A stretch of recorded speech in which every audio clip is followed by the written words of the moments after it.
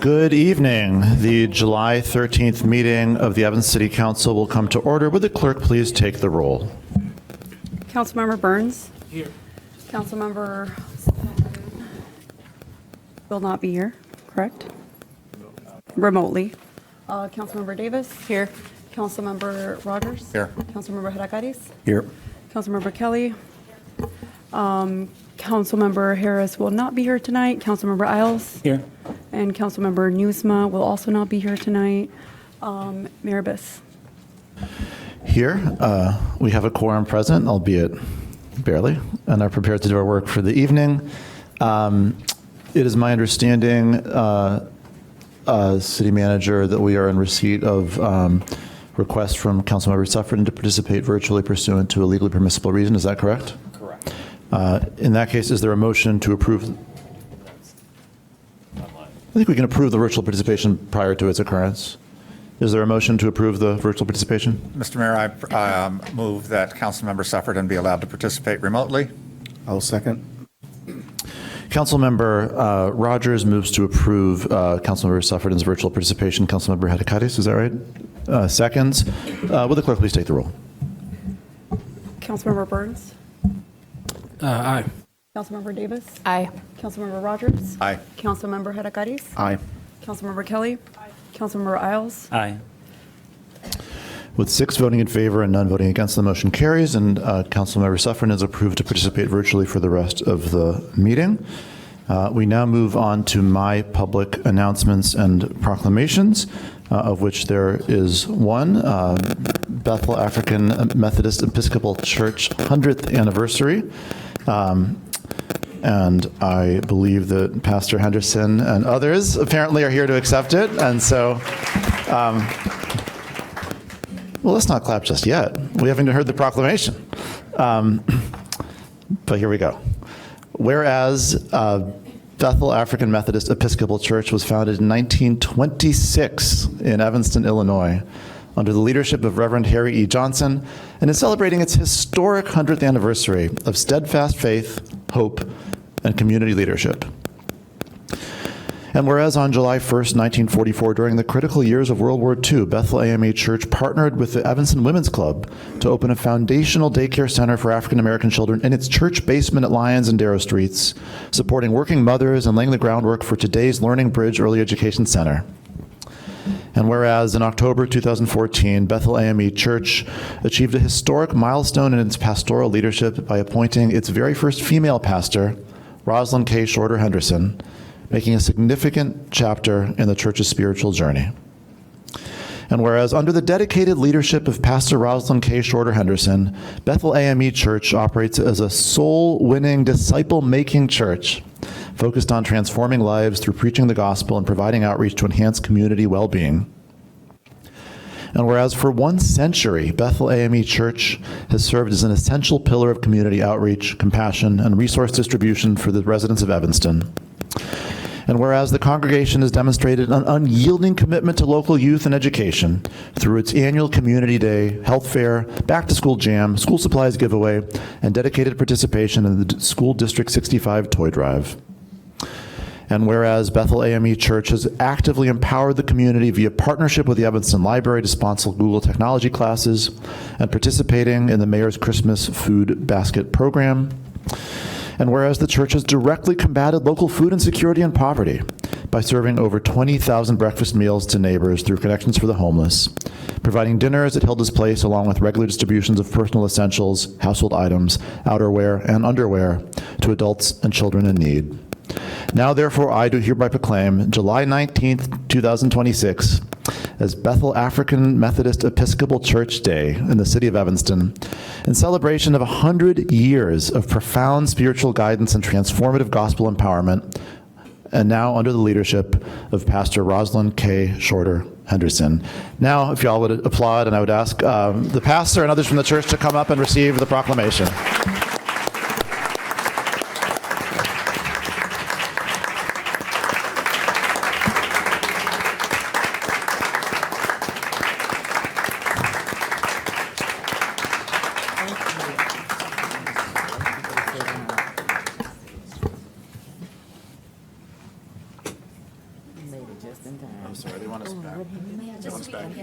behind us? Okay. You going behind?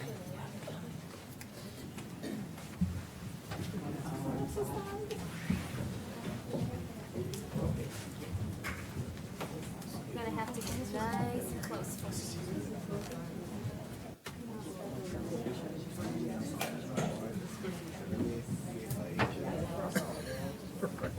I don't think they can get that way. Oh, you're getting closer, you're getting closer. All right, there we go, thank you. Okay. Hold on, lie down on the floor. Thank you guys, congratulations. Whoa, you guys are really, I can't see you, come on out a little bit, no, yeah, perfect, and you're kind of hiding back there, unless you want to hide. Okay, great.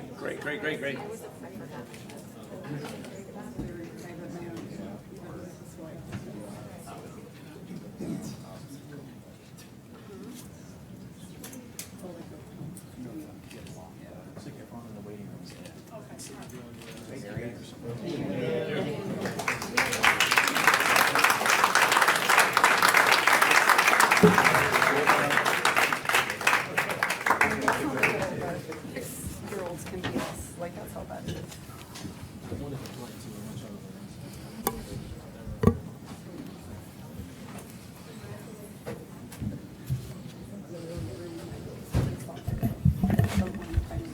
The next item on the agenda is the city manager's public announcements.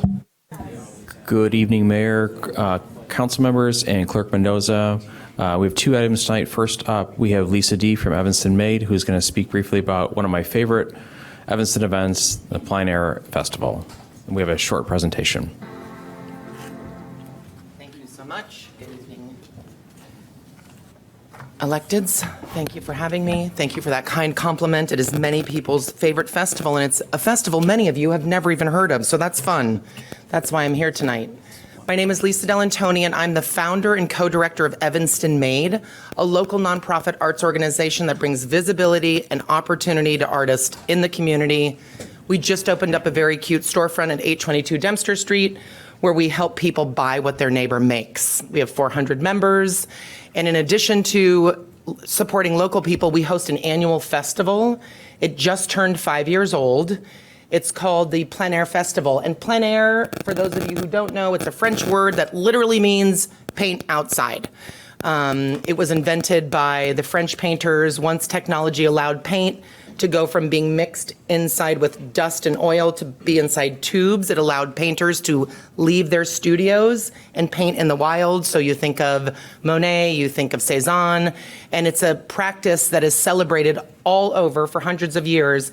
And many communities have plein air festivals. There's a really famous one in Door County that's maybe 75 years old.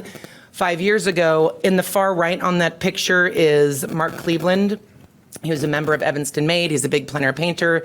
He came to me and the co-director, Liz Kramer, and said, "Why doesn't Evanston have a plein air painting festival?" We're like, well, because no one ever said that sentence, and no one ever said it to Lisa D. and Liz Kramer, and now we have it. It's a 9-day festival, which has daily events that lead up to this big culmination, which happens to be on the same day as the World Cup soccer game, which is fine. I don't think there's a lot of crossover in the audiences. But what we do is we have daily competitions across the city. So maybe you're driving around and you pass Arrington Pond and you're like, what's that painter doing? That painter is participating in a 9-day festival. We have 60 painters this year, or no, 59 from 5 states. So people travel here. They've never been to Evanston. We're all very friendly to them and tell them where to eat and what to do. And the daily competitions invite the general public just to come check out the art. And then on Sunday, there's a big festival finale where everyone is invited. And one of the main prizes is Festival Favorite, which means all of you get to show up before you watch the soccer game and vote Festival Favorite. It's hosted at the Rotary. But let's go to the next slide because maybe I'm jumping ahead. There's only 5. I'll talk faster. So we went over 5th annual, 58 painters. The website is either evanstonmade.org or evanstonpleinairfest.org. The finale's on the 19th. We currently partner with 3 SSAs, so Central Street, Main Dempster Mile, downtown Evanston, to host events. Every single event is free. 59 painters can paint anywhere in Evanston. We do give them sort of guidelines for the major competitions every day, but they paint anywhere they want. Oh, and the main dumpster mile hosts us a big block party. Paint outs, daily competition, that whole schedule's online. So Arrington Lagoon, Greenwood Beach, Central Street, downtown Evanston, main dumpster mile, Evanston Farmers Market. Oh, and then a big push, since many of these painters travel and come here, we ask people to support them, and plein air painting can be anywhere from $35 to $300. All of them sell what they make during the week at a big open air market at the finale. Rotary also creates a huge kitchen outside, an international kitchen with wine and beer and food. So it's a really big party, and we invite everyone to attend. I think, and the festival finale is actually 6 cash awards, and those are all the people who won last year. And Festival Favorite is something you can all join us on July 19th to come and see it. Can I just a quick show of hands, because I'm nosy that way, of people who've heard of it? Oh, thank you. Okay, great. Okay, great. So evanstonmade.org has all the info. Thank you so much for your support. And the city is a major supporter because you have supplied the huge marquee tent, the 20,000 square foot tent that goes over the entire Rotary building for the festival finale. So thank you. Do you have any questions before we step aside? Okay. Thank you so much for your Lisa, time. thank you so much for all your hard work, Mark and your team. It's an amazing festival, and let's just take a moment to recognize you for all your hard work and the contributions. Oh, thank you, Evanston. Thank you very much. Thank you. Have a good evening. Two. The second and last item is we promised a brief update on parking and new credit card fees, and I'm going to introduce Deputy City Manager Karina Sanchez to speak briefly about that.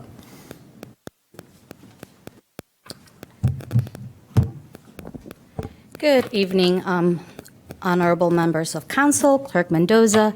As City Manager so mentioned, my name is Karina Sanchez, and I serve as the Deputy City Manager. I just wanted to provide an update regarding our parking fees adjustments and any future payment processing. One thing I do want to make clear is that, and I do want to clarify, that this is not a new tax, and it is also not a revenue-generating measure for the city. It is essentially a cost-offsetting policy that was designed to recover the costs that the city was taking on whenever we were processing credit card fees.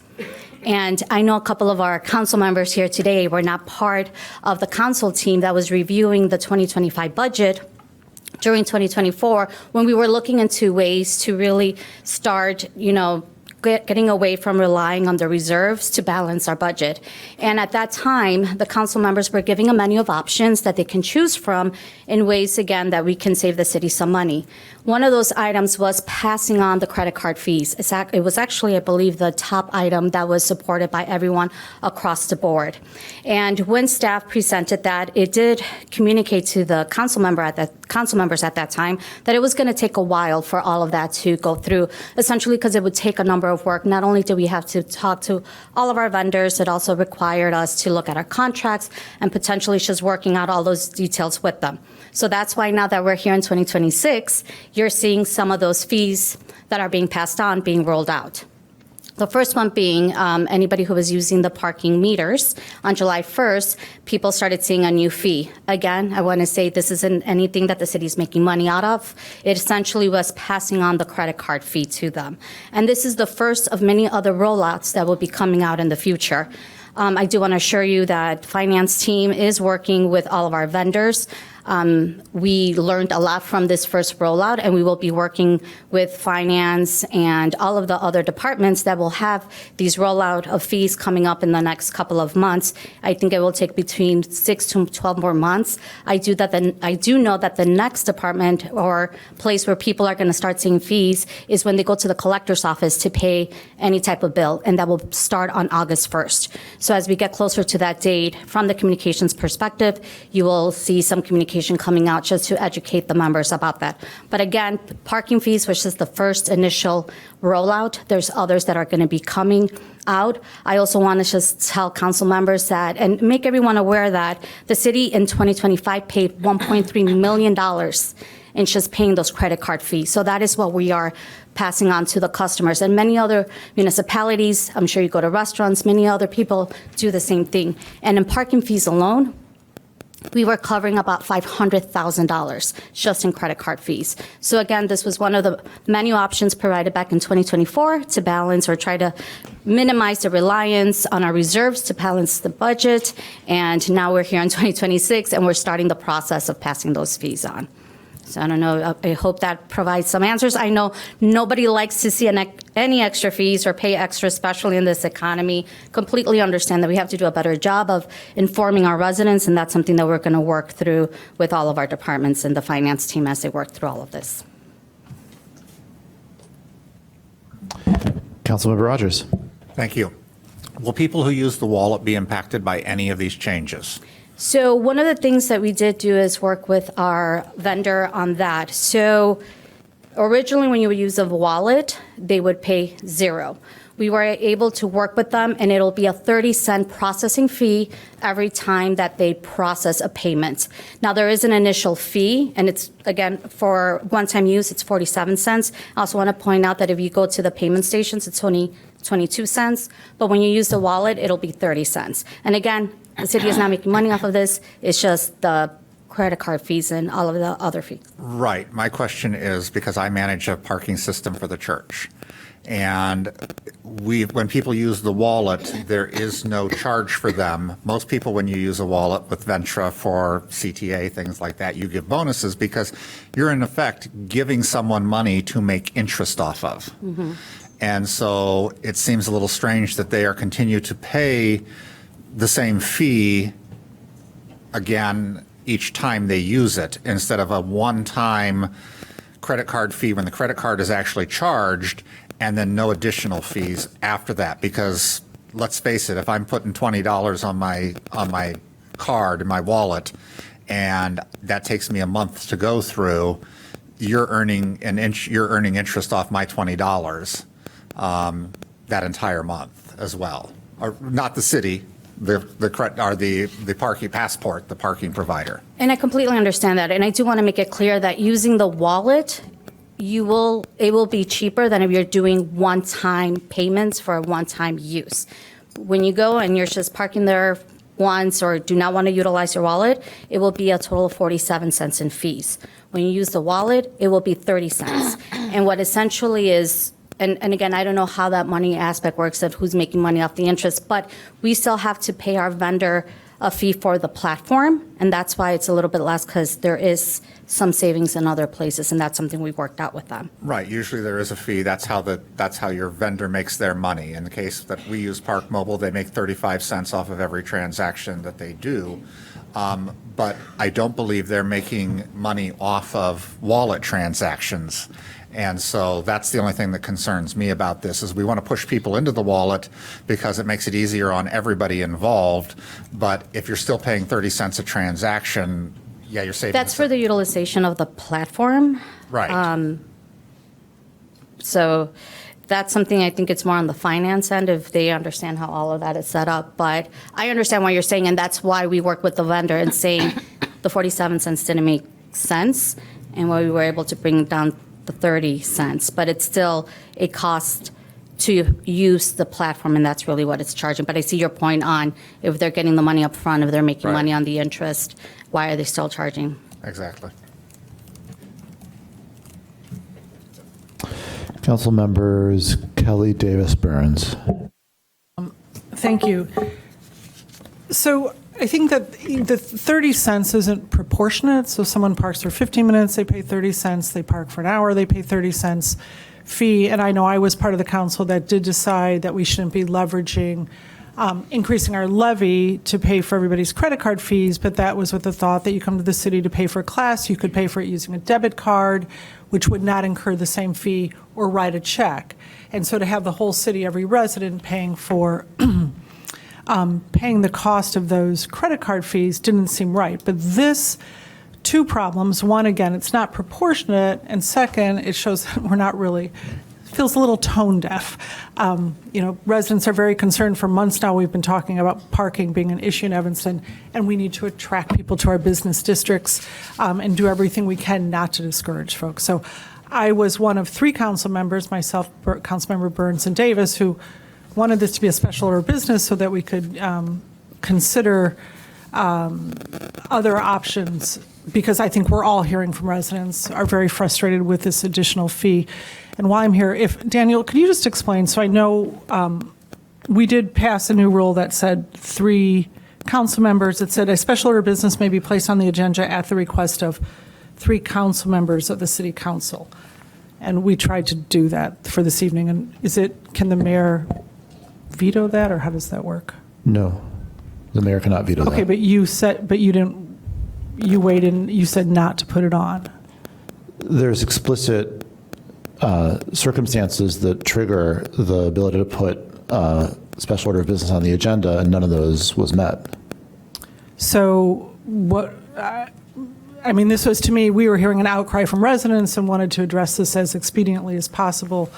I'm not sure what wasn't met. It was definitely by the time, met it by before, for the 5 days notice, but I don't know what explicitly Well, was there's not 3 met, different just- categories. I don't have them in front of me, but one is time sensitivity, one is not being,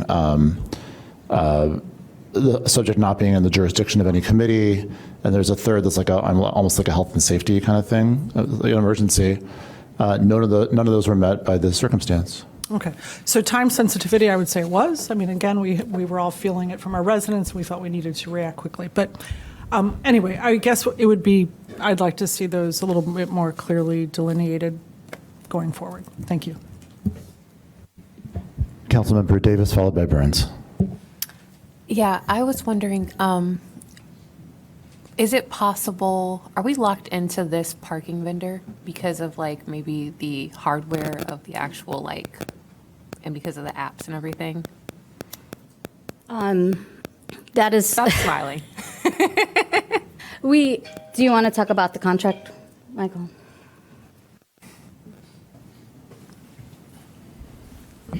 Good evening, members of the City Council. Mike Rivera, Interim Administrative Services Director. The contract is due to expire at the end of December 31st, 2027. At that point in time, we are going to consider going out for an RFP to field other vendors. Currently, the contract is a pay-as-you-go model, right? That's why the fees that Councilmember Rogers was inquiring about.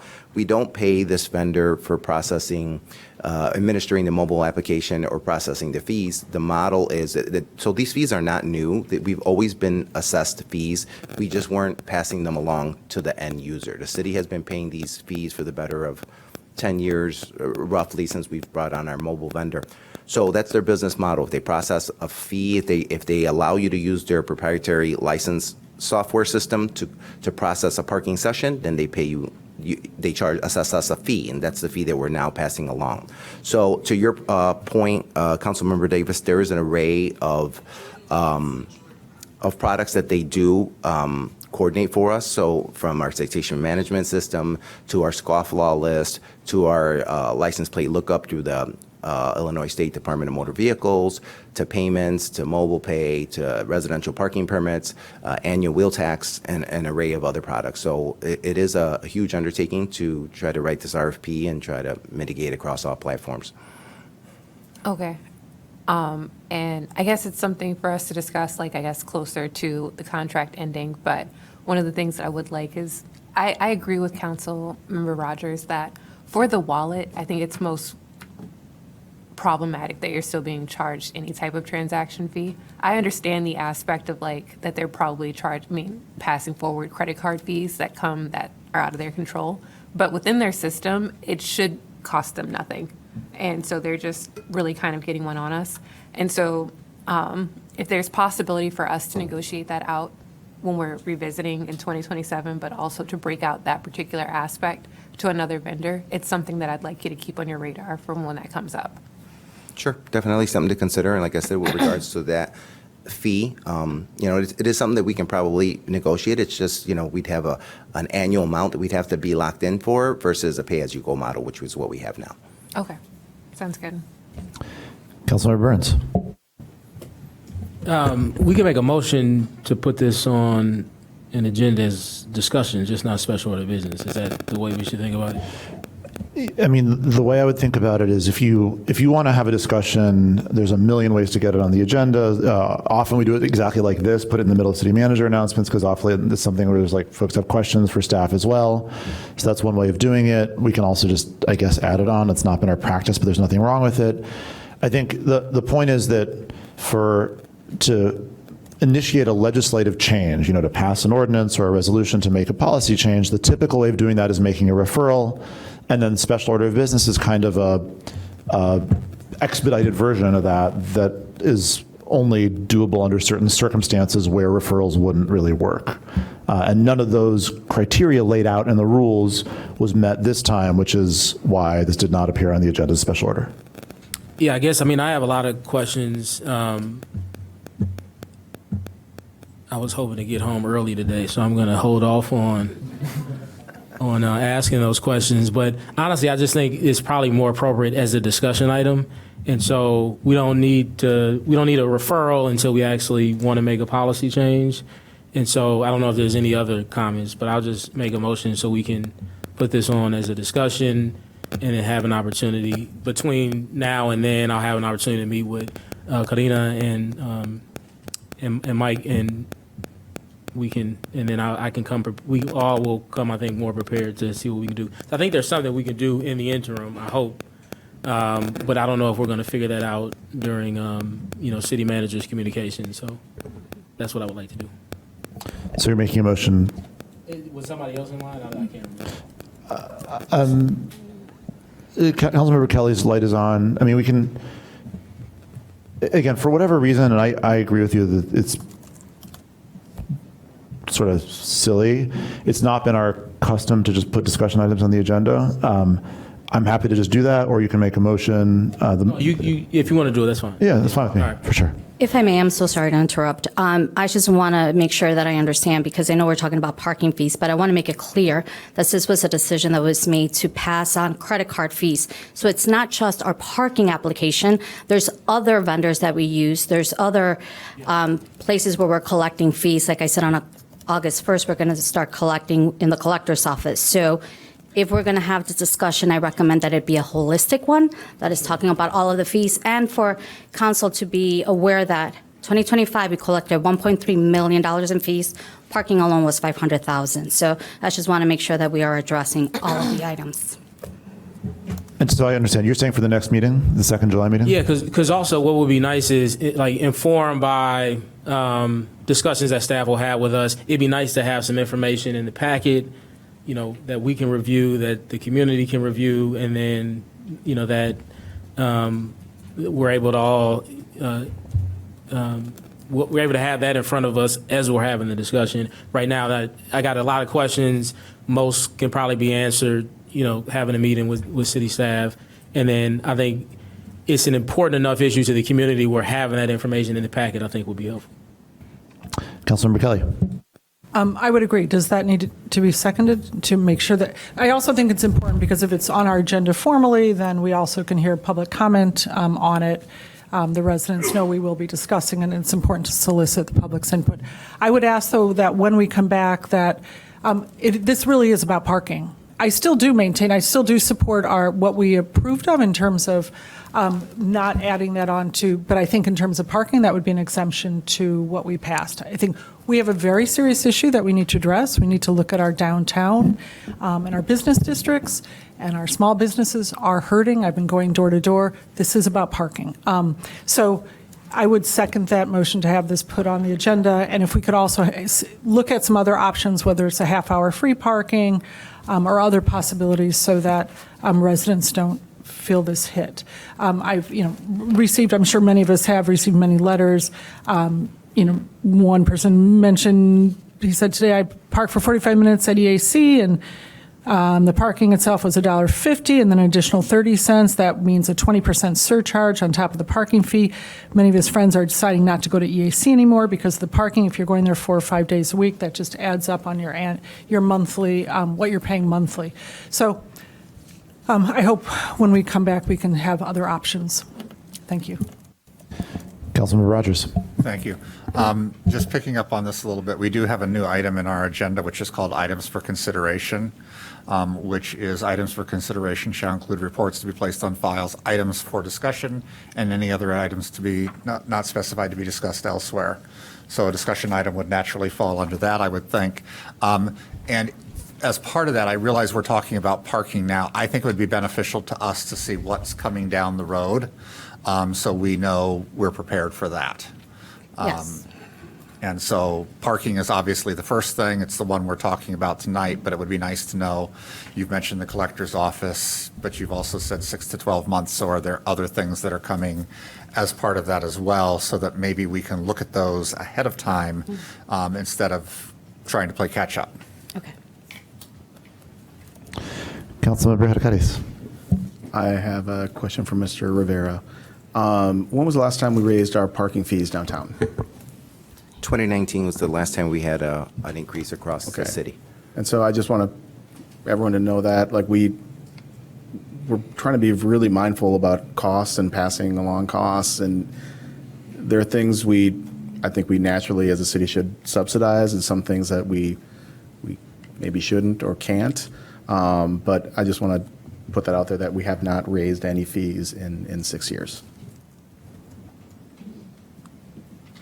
All right. Thank you. Karina and Mike, thank you so much. Appreciate it. And that concludes my remarks. The next item on the agenda is communications from the city clerk.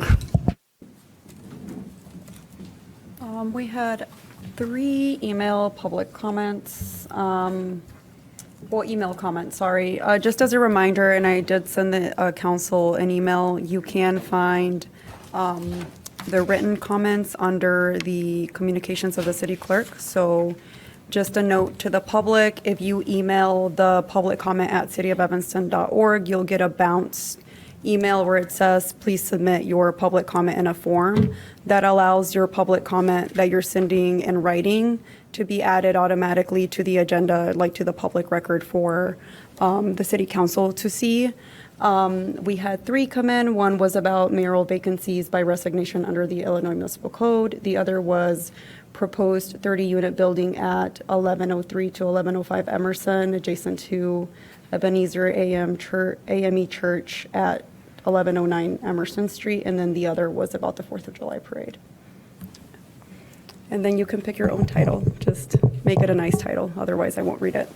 Thank you.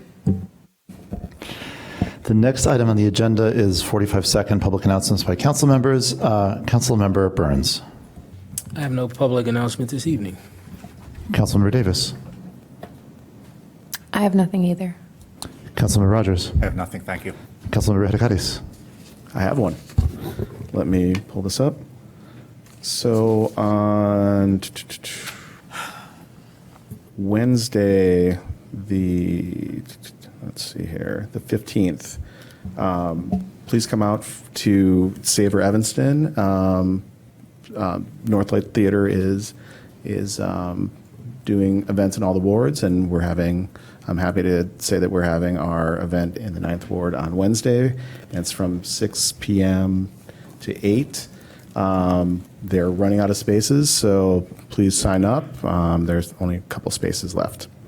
Thanks. Councilmember Kelly. No report. Councilmember Isles. I'm going to quickly read a shorter version of a statement I put out earlier today. I put my name forward as a candidate for the Evanston Public Library Board of Trustees because I felt compelled to help prevent the elimination of the library fund model. When we had a council discussion in March, I pointed out that the Illinois Library Act allows for one council member to be appointed to a library board. I suggested this because I thought it would aid communication between the city and the library board. I've served in both capacities and felt uniquely suited to help with the negotiations for a new lease, a new intergovernmental agreement that better outlines the responsibilities of these two government entities. I've spoken to trustees past and present and other community leaders, and I've decided to withdraw my name from consideration for appointment to the library board. I pursued the appointment as an act of community service. I care deeply that we have a strong, independent library in Evanston, and I do not wish to give the perception that my appointment is oversight from council. It was meant to aid collaboration. Thank you very much. The next item on the agenda is public comment. We have somewhat in excess of 20 people giving public comment this evening, and so each one will be given 2 minutes and 10 seconds. We begin as always with those who signed up in person to speak in person, starting with Stacy Hunt, who will be followed by Ethan Slider, and then Andy Thayer.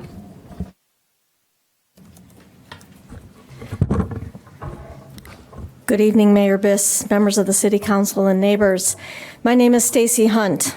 I'm that Jew, a grateful American, a longtime Evanston consumer, a lover of Israel and this country, an Orthodox Jew, and a proud member of the Chicago Jewish Alliance. Israel is a part of our faith and our history. America is our home. Our children were born here, we built businesses here, we volunteer here, we stand for the national anthem, and every 4th of July we celebrate this extraordinary country because we believe in the American promise. That's why what happened hurt so deeply. Many Jewish families arrived expecting a celebration of shared American identity and instead encountered political messages that they experienced as divisive and out of place at a 4th of July celebration. The 4th of July is meant to unite us, and some participants wore keffiyehs, a once harmless symbol representing fishing nets, which has been perverted to symbolize violence against Jewish people, felt here in Chicago and around the world. Whether that was the intent or not, the keffiyeh makes many people feel their safety is at risk.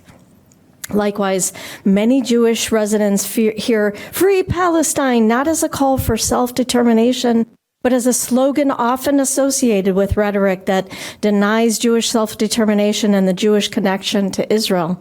When members of a minority community tell elected leaders that they felt unwelcome at a civic event, the response should begin with empathy and acknowledgement, even among political disagreement. But they weren't demanding censorship or special treatment. They were asking whether anyone in city leadership had stopped to ask a harder question. Not, was this legal, but was this wise? Mr. Mayor, your response stated that doing otherwise would have been a violation of an insult to the American ideals we were celebrating. Respectfully, that response illustrates why so many residents left disappointed. Leaders recognize that inclusion is measured not by who is allowed to participate, but also by whether every resident feels they belong. Leadership is measured not by how well a decision is defended, but by whether people felt heard before it was. We are not asking this council to re-litigate the First Amendment. We're asking something far more difficult. Thank you very much. Thank you. This celebration belongs to them too, the Jews that attended. Thank you very much. The next speaker is Ethan Slider, who will be followed by Andy Thayer, and then Jennifer Shader. Good evening. My name is Ethan Slider. I am the Chief Strategy Officer for the Chicago Jewish Alliance. I'm here tonight because this isn't just about one 4th of July parade. It's about leadership, Mr. Biss.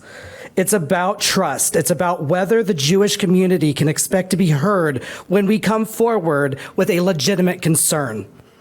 When you, Mr. Biss, became mayor, we were hopeful. Evanston has long prided itself on being a city that values inclusion, compassion, and dialogue. We believed this administration would live up to those ideals and ensure that every community felt seen, respected, and heard. And unfortunately, that has not been the experience.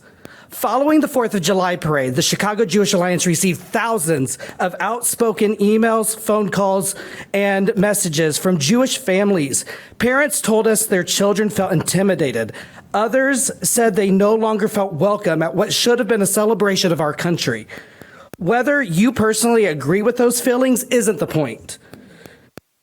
Those feelings were real. They deserved to be met with empathy. Instead, they were met with defensiveness. Mayor Biss had the opportunity to bring people together. He could have simply acknowledged that many Jewish residents, what many Jewish residents said. He could have said, "I hear you. I'm sorry so many members of our community experienced a terrible Independence Day celebration." This would not have required him to abandon his principles or change his position. Instead, you, Mr. Biss, you chose to explain why the city's decision was right. That's the difference between managing a controversy and leading through one. Leadership isn't about having all the answers. Leadership is about listening before you lecture. It's about recognizing that when an entire community tells you that they feel excluded, your first responsibility is to understand why and not to tell them they were wrong. This isn't about asking for special treatment. The Jewish community isn't asking for special rules. We are asking to be heard with dignity and know that our concerns matter. I sincerely hope this moment becomes an opportunity for reflection, not just about one parade, but about the kinds of leadership Evanston wants moving forward. Thank you. Thank you very much. The next speaker is Andy Thayer, who will be followed by Jennifer Shader, and then Nicole of one name. Good evening. I had the pleasure of covering the contingent that is the focus of the controversy tonight for Graystack Media, and I observed many Evanstonians applauding the contingent when it went by, as well as the majority of on the judge's stand itself. To say that this was a message of intimidation to one entire community is frankly nonsense. Members of Jewish Voice for Peace and other Jewish organizations. Yeah, you can laugh. Hold on, Mr. Thayer. Mr. Thayer, your time's stopped. I just want to ask, as I often do, those of us up here who run for office, we put ourselves out in public, call us whatever names you want to call us, treat us however you want to treat us. Residents who stand at the podium to share their opinions should be treated with respect and not mocked or dismissed. You have a minute 40 left. Mr. Thayer, go ahead. Thank you. I'm an alumnus of Northwestern University, which unfortunately has had a very sorry record over the past couple of years of endorsing censorship to the point of firing pro-Palestinian professors. And the idea that one group should be excluded from a parade, frankly, reeks of the kind of censorship which is sweeping our nation now under the Trump administration. And so when people call for censorship or pro-Palestinian forces, especially at a time when there are literally anti-Palestinian pogroms happening in the West Bank that are not well covered in this country, but are certainly well known to Palestinians and those who support them, that is a very dangerous move to endorse censorship. And so I would encourage the council to stand firm and stand up for free speech for all forces, whether they support Israel or not, that this is what supposedly celebrating the 250th anniversary of this country should be about. Its commitment to free speech and diversity. Thank you very much. Thank you very much. The next speaker is Jennifer Shader, who will be followed by Nicole, and then Heather Norberg. So I'm just going to apologize because I'm not talking about any of that. I'm talking about something that actually has brought some community together. So a little off topic. Sorry, guys. Elected city manager. Sorry, if you could just move the... Sorry. Yeah. Is that better? Yeah, not only is the topic different than the previous speaker, but so is your height. Yes, I am very short. City Manager So, Mayor Biss, council members, and City Clerk Mendoza. Jennifer Shader, 7th Ward resident for a really, really long time, my whole life. I'm also the president of Friends of Harley Clark for the last 8 years. I'm here to speak regarding A11 on the APW consent agenda, approval of resolution 149R26, approving Celadon's Class E liquor license for the Harley Clark Mansion at 2603 Sheridan Road. My history with the Lighthouse Landing properties where the mansion lives started over 50 years ago when I stood beside my next door neighbors as they helped lead the charge to save the lighthouse, now on our city seal, from short-sighted demolition. Nearly 45 years later, I was one of the people who led the charge to save Harley Clark Mansion from demolition. In the years between and since, I've walked those properties multiple times a day, nearly daily. My vested interest goes far beyond the mansion. My personal underlying passion is in ensuring that Evanston and Evanstonians at those places are cared for always. And I'll note that my definition of an Evanstonian has nothing to do with how long one has lived here, but with one's attitude. And thankfully, I feel that I'm meeting a lot of Evanstonians these days. I think that I've seen and maybe talked to all but one of you enjoying yourselves at either the Harley Clark Fish Boil, the community celebration event, at the award ceremony for Race Against Hate, or at the beer garden, but I wanted to share some feedback that we've received. Side note, if you guys didn't know, Friends of Harley Clark and Celadon co-sponsored the Race Against Hate this year, and we had an award ceremony on the lawn. It was great. The pop-up beer garden opened on the 3rd of July and was open for 4 nights that weekend and 3 nights this past weekend. I was here to help answer questions about the legislative history and the mansion itself. People ages 1 week to 85 plus enjoyed it. Truly, friends, young people, old people of all ages played games together, had so much fun. Not a single complaint. I didn't hear a single complaint. They watched the World Cup last night. There was acoustic music. People just had a really, really great time.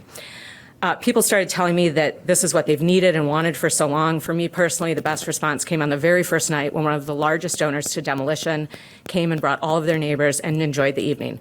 They apologized for attempting to demolition a city-owned property that was that great, and they thanked me on behalf of Save Harley Clark and Friends of Harley Clark. Since then, additional demolition donors have attended and enjoyed. For me, this is what Evanston looks like when it's working. Some of the comments that we've received have been, had a beer there that night. It was wonderful to see our neighbors unwinding together. We loved the walk over after a long day of work. It was peaceful to sit on the benches with a beer and listen to the children playing down on the beach. The beer garden was quiet and calm. There's been no change to the footprint of the mansion and zero change to the fire pit area. Thank you very much.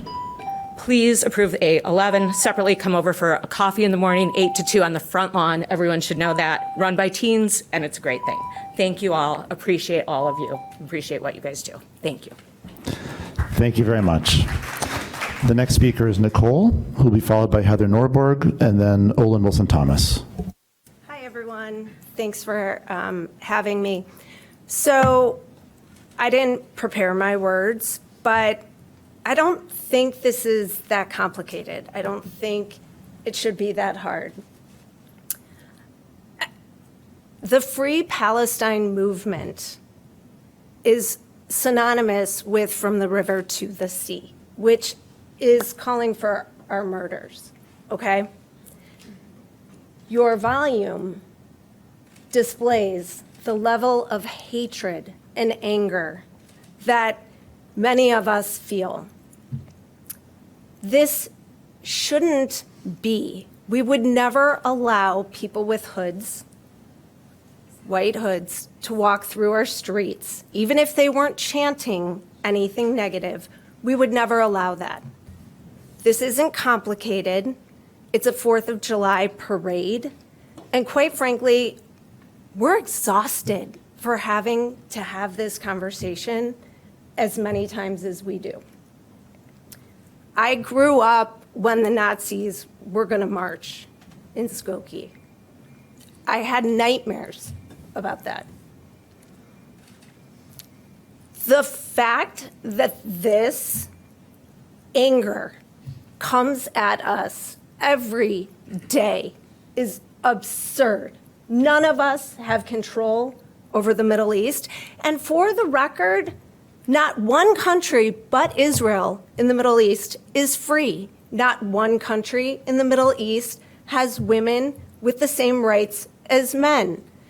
Israel does not have apartheid, for anyone who thinks it does. If you have been there, you know that. Everybody lives equally. We are tired of seeing the hate movement come at us and our children. And I would thank you to reconsider this in the future. Thank you very much. The next speaker is Heather Norborg, who will be followed by Olin Wilson-Thomas, and then Alicia Vincent. Good evening, Mayor Biss, City Manager Stowe, and members of City Council and Clerk Mendoza. My name's Heather Norborg. I'm the Assistant Director of the Evanston Public Library. I'm currently serving as the Interim Director while that position is vacant. I'm here tonight to thank you for your continued commitment to our library and for the many ways the city partners with us to serve our community. I have the privilege of working alongside an extraordinary library staff whose dedication, professionalism, and commitment to public service make a meaningful difference in the lives of our residents. Every day they help people learn, connect, create, and discover while working to make the library a welcoming place for everyone. In June alone, we had over 38,000 visits to our libraries and hosted 165 programs for close to 4,000 attendees. We're grateful for our partnerships with city departments, local schools, nonprofits, and community organizations. We all share a common purpose, serving the same residents and strengthening our community. These partnerships allow us to work together, support one another, and better meet the needs of the people who rely on us. To continue this important work, I respectfully encourage you to approve the pending appointments to the Library Board under item AP1 on tonight's agenda. A fully constituted board provides the governance and continuity needed to support the library's mission and plan for the future. Approving these appointments is an important step towards restoring a fully seated board. We value our partnership with the city departments and look forward to continuing to work together to serve our residents. Thank you and for your time and consideration. Thank you very much. The next speaker is Olin Wilson-Thomas, who will be followed by Alicia Vincent and then Josh Vincent.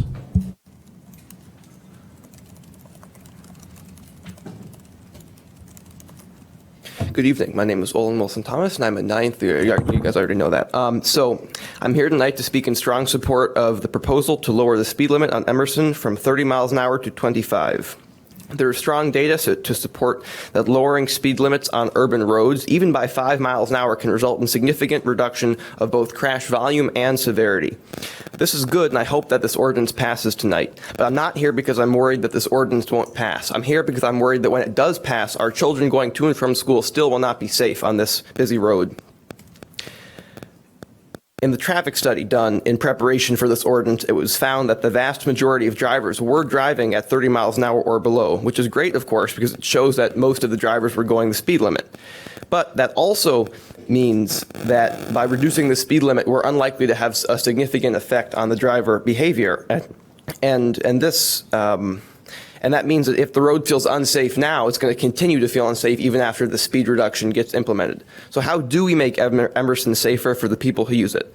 Lowering the speed limit is a great start, but it all comes down to the street design. The traffic study that was done noted a high level of pedestrian traffic. By adding more crosswalks and making the crossing distances shorter, we can give everyone, but especially the children, more ways to safely cross the street. The traffic study also recorded a high level of bike traffic on this road. Currently, Emerson is categorized by the national nonprofit People for Bikes as a high-stress road for biking. To change this, we can add physical buffers to the existing bike lane and give more separation between bikers and drivers. And if you want an example of what all of these safety improvements can look like, just look at Sheridan Road. Sheridan went from being one of our most deadly streets, both for pedestrians and cyclists in this city, to now the safest road in Evanston by crash data. And that's not by accident. That's because the city stepped up and implemented these safer street designs. Our elementary students and our high school students deserve the same access to safe streets that our college students currently enjoy, and I hope that in addition to the speed reduction, which I support, you will all consider additional ways to make Emerson safer going forward. Thank you. Thank you very much. The next speaker is Alicia Vincent, who will be followed by Josh Vincent and then Adriana Vital.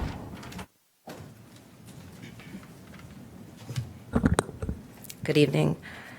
My husband and I did not plan to jump in front of the Palestine group in the parade, but we felt compelled to stand up and march alongside a group known for spreading hate and lies about Israel and the Jewish people. I'm not going to share everything I experienced while walking through our town with an End Jew hatred sign, but I will share the part that had the greatest impact on me. And that is the many silent nods and thumbs up I received from the people in the crowd. They were silent because they were afraid to publicly express their opinions or their identity. Is this the kind of community you want Evanston to be? One where people feel silenced, alienated, and afraid to be who they are or share what they think? I don't believe that this is what Evanston has ever been, nor is it what it should ever become. Thank you. Thank you very much. The next speaker is Josh Vincent, who will be followed by Adriana Vital and then Jane Adler. Evanston is such a beautiful community, and we've lived here for 15 plus years, and we love it. And it's unfortunate that we have to come and discuss this ugly situation tonight. We marched, we watched the reaction of the Evanston for Free Palestine group march. We watched the reaction of the crowd. Some people cheered. We heard someone shout from the river to the sea. Many people booed. One father standing beside his young child in a stroller raised his middle finger in anger at the marchers. Many looked around confused, and many Jewish residents sat in quiet shock and sadness. On a day meant to bring Evanston together, the parade became a scene of division, anger, and grief.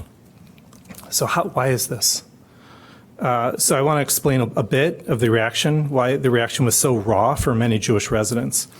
One sign the marchers held said, "Stop the pogroms, free Palestine." So Jewish families know the word pogrom from stories passed down by our parents and grandparents. And pogroms were organized mob attacks and massacres of Jewish communities. Turning that word against Jews is a gross historical inversion, one that erases Jewish history and recasts the victims as perpetrators. This is a common tactic of the anti-Zionist movement. The group's central message walking down Central Street was stop the genocide. This is a lie. It's a false accusation. It's a profound historical inversion being used to villainize Jews and Israelis as uniquely cruel and bloodthirsty. This is such a terrible topic. For centuries, blood libels accused Jews of killing children and using their blood. These lies led to persecution and massacres. Today, modern versions of this language are being used to portray Jews and Israelis as inherently evil and therefore as acceptable targets of hatred and violence. We have to stop this. It's insane. I don't want to be here to talk about this. None of us do. Thank you very much. The next speaker is Adriana Vital, who will be followed by Jane Adler. Hello, council members. My name is Adriana Vital. My business is located on 443 Osbury Avenue. I'm actually from the 36th Ward. The reason why I'm here is for the ordinance that wants to be passed for the banning of the sweepstakes machines, which I am against. I am here with fellow business owners, if you guys could please stand or raise your hand, that took their time out of their day to come here and talk to you guys about that and use me as their voice. As a small business, we have encountered a lot of ordeals. We have obviously went through the pandemic and survived that. In my store, our canopy fell over and we survived that. We're a small business and everybody knows everybody. And I know a lot of people possibly know me, possibly in the audience. But I really want you guys to really reconsider that. As a small business, it really is hurting our business, especially with the flavor ban that went in effect. That's why we're here today as well, because the last time we didn't do anything about it. This time we want to say that we are against this ban that you guys want to implement. And that is all. Thank you. Thank you very much. The next speaker is Jane Adler. Good evening. My name is Jane Adler, and I'm a member of the Chicago Jewish Alliance. In the days following Evanston's 4th of July parade, our organization received an outpouring of emails and phone calls from Jewish families. Parents told us their children felt intimidated. Many of us said they no longer felt welcome at an event that is supposed to bring the community together. Those concerns arose after a group of marchers participated in the parade carrying Palestinian flags, holding signs claiming genocide, and chanting "Free Palestine." That display became the defining memory of the parade for many people. When did making a political statement become more important than making sure families and children feel safe and welcome at a community 4th of July parade? As someone who grew up in Highland Park, that question is deeply personal. Like so many in my community, I will never forget the shooting 4 years ago that shattered what should have been a joyful celebration. Since then, I have hoped that 4th of July parades could once again be places where children simply laugh, wave flags, collect candy, and most importantly, feel safe. Many Jewish families told us that they did not feel safe when they saw the Free Palestine marchers this year in Evanston. The flags, chants, and symbols they saw at the parade were not experienced as abstract political expressions. They were reminders of a conflict that has brought fear and pain into our own communities. When members of the Jewish community came forward to share how deeply hurt they were, this was an opportunity for leadership, an opportunity to listen and acknowledge that neighbors left their Independence Day celebration feeling excluded. Instead, many felt their concerns were met with a formal legal explanation from this mayor rather than empathy. Before next year's parade, I hope the committee and city leaders ask themselves one simple question. What is the purpose of a 4th of July parade? If the answer is to celebrate America and bring our community together, then every decision should be measured against that purpose. Every child should leave the parade feeling welcome, safe, and proud to be an American. Thank you. Thank you very much.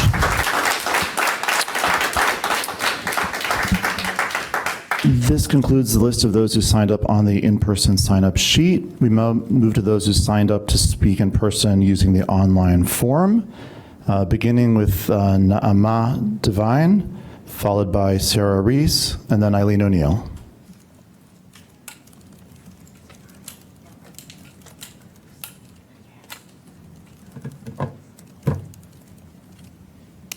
Greetings, City Council and residents of Evanston. Can you hear me? Okay. On 4th of July, the day we celebrate American freedom, the very freedom our ancestors sought after pogroms, expulsions, and the Holocaust, we watched a so-called Palestine banner march through Evanston. Not in celebration of anything American. It didn't say pro-Palestine loves America. It said free Palestine, which is a euphemism for the elimination of Israelis. It was support for Arabic racism on display alongside chants and signs that echo the same hatred that has chased Jews from myriad lost and hateful societies. There's never been a sovereign Palestine. It's not an ancient nation stolen from them. The Palestine flag is not a neutral heritage symbol.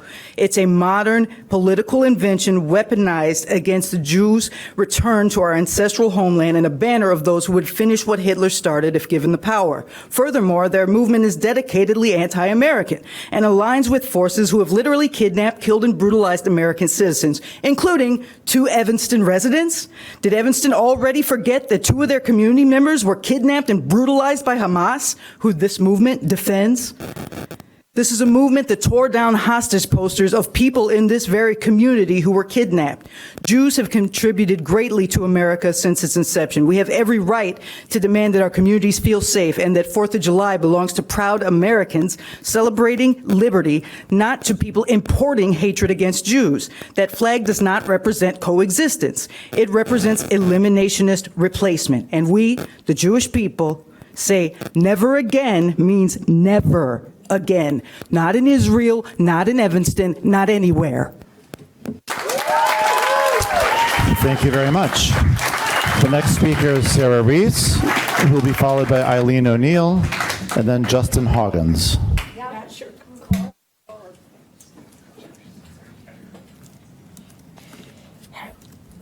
Dear council members, both my husband and I were raised in Evanston and watched and participated in the 4th of July parade our entire lives.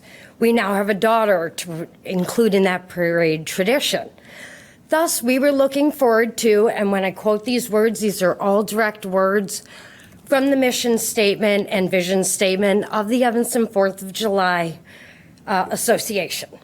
So we were looking forward to safe and entertaining family-oriented events and activities for which we too could discover, enjoy, and support the wonderful 4th of July traditions. Unfortunately, though, the inclusion of Evanston for a free Palestine in the parade removed the elements, safety, entertainment, and enjoyment for us. All Evanston families should feel welcome and included in the parade and the traditions. However, the inclusion of Evanston for a free Palestine depicted Jews and Israelis as perpetrators of genocide and pogroms, as indicated by the participants' signs and clothing. First, the term genocide being applied to Israel's actions towards Gaza and the Palestinians is debatable, controversial, if not potentially false, has no place in an Evanston 4th of July parade. Since President Alden stated in her message in the program that the common goals of justice, freedom, and equality for all are only available to a free people, that freedom should also apply to all Evanston community members to feel safe, included, and welcome, and not to be exposed to one-sided political propaganda. While I personally support a dual-state solution, self-autonomy for the Palestinians, it's not an appropriate nor unifying topic for a 4th of July parade at Evanston. Secondly, the inclusion of Evanston for a free Palestine actually disregarded one of the core values upon which the association was founded. Well, I support the freedom of views and expressions. The inclusion of only one side of an unrelated, highly debated, controversial topic fails to provide fair and equal treatment of participants and spectators, particularly those who support Israel and the Jewish people. Finally, I would like to note, when you wear a shirt that says this is what Jewish looks like, and you apply it to Israel's actions, that is anti-Semitism. Thank you very much. The next speaker is Eileen O'Neill, who will be followed by Justin Hoggins, and then Chris Goodsnyder. Hello. Wow, totally different topic. Good evening, Mayor Biss, council members, Clerk Mendoza, and City Manager Stowe, and Interim Director Heather Norberg. My name is Eileen O'Neill, President of AFSCME Local 1891 for City of Evanston employees and library employees. We want to encourage you to approve the appointments for the library board nominations, and we also want to thank Interim Director Heather Norberg for her comments tonight. They were wonderful. However, we represent many different types of work activities, and the rest of our public comments tonight are regarding our members' ongoing concerns with public works management. For more than 3 years, we have raised these issues. Yet the department continues to operate with a lack of leadership that is harming both employees and the residents we serve. On July 4th, one of our members worked a 17-hour shift. 16 and a half hours into that shift, while working alone with no coworkers or supervisor present, he was injured. Our members continue to work without adequate staffing, proper equipment, or the materials needed to do our job safely and effectively. The city says it faces a $12 million structural deficit. At the same time, the Director and Public Services Bureau Chief salaries and benefits together cost taxpayers more than $500,000 annually. Public Works has added expensive mid-level management positions and continues to outsource union work to expensive contracts. So we ask you, what value have taxpayers received for these significant management and contract costs?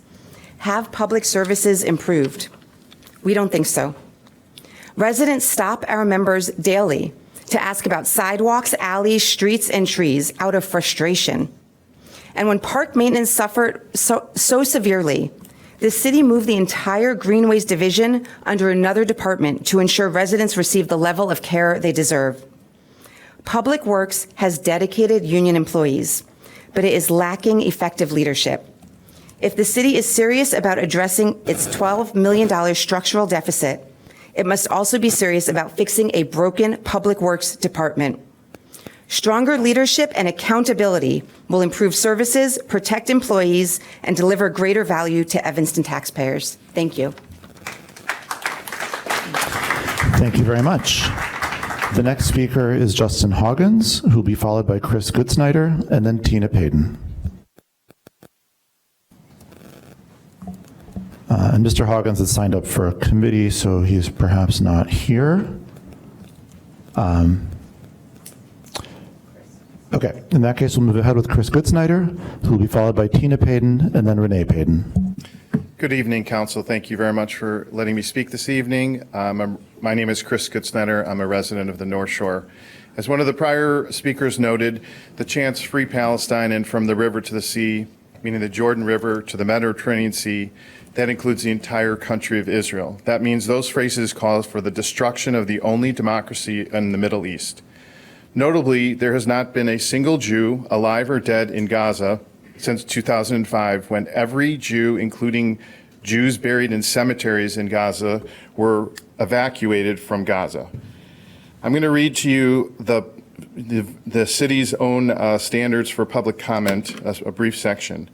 Public comment is intended to foster dialogue in a respectful and civil manner. Any person who makes such remarks or who utters loud, threatening, personal, or abusive language or engages in other disorderly conduct which disrupts, disturbs, or otherwise impedes the orderly conduct of a meeting shall, at the discretion of the mayor or presiding officer, be barred from further participation during that meeting. Public comments are requested to be made with these guidelines in mind. Perhaps instead of a parade, we should have a city hall meeting, and then would be honoring the same standard that you all expect when you're communicated with, that you're not going to be intimidated and your death is called for with T-shirts and signs. Thank you very much. Thank you very much. The next speaker is Tina Payton, who will be followed by Renee Payton, and then Pastor Deborah Scott.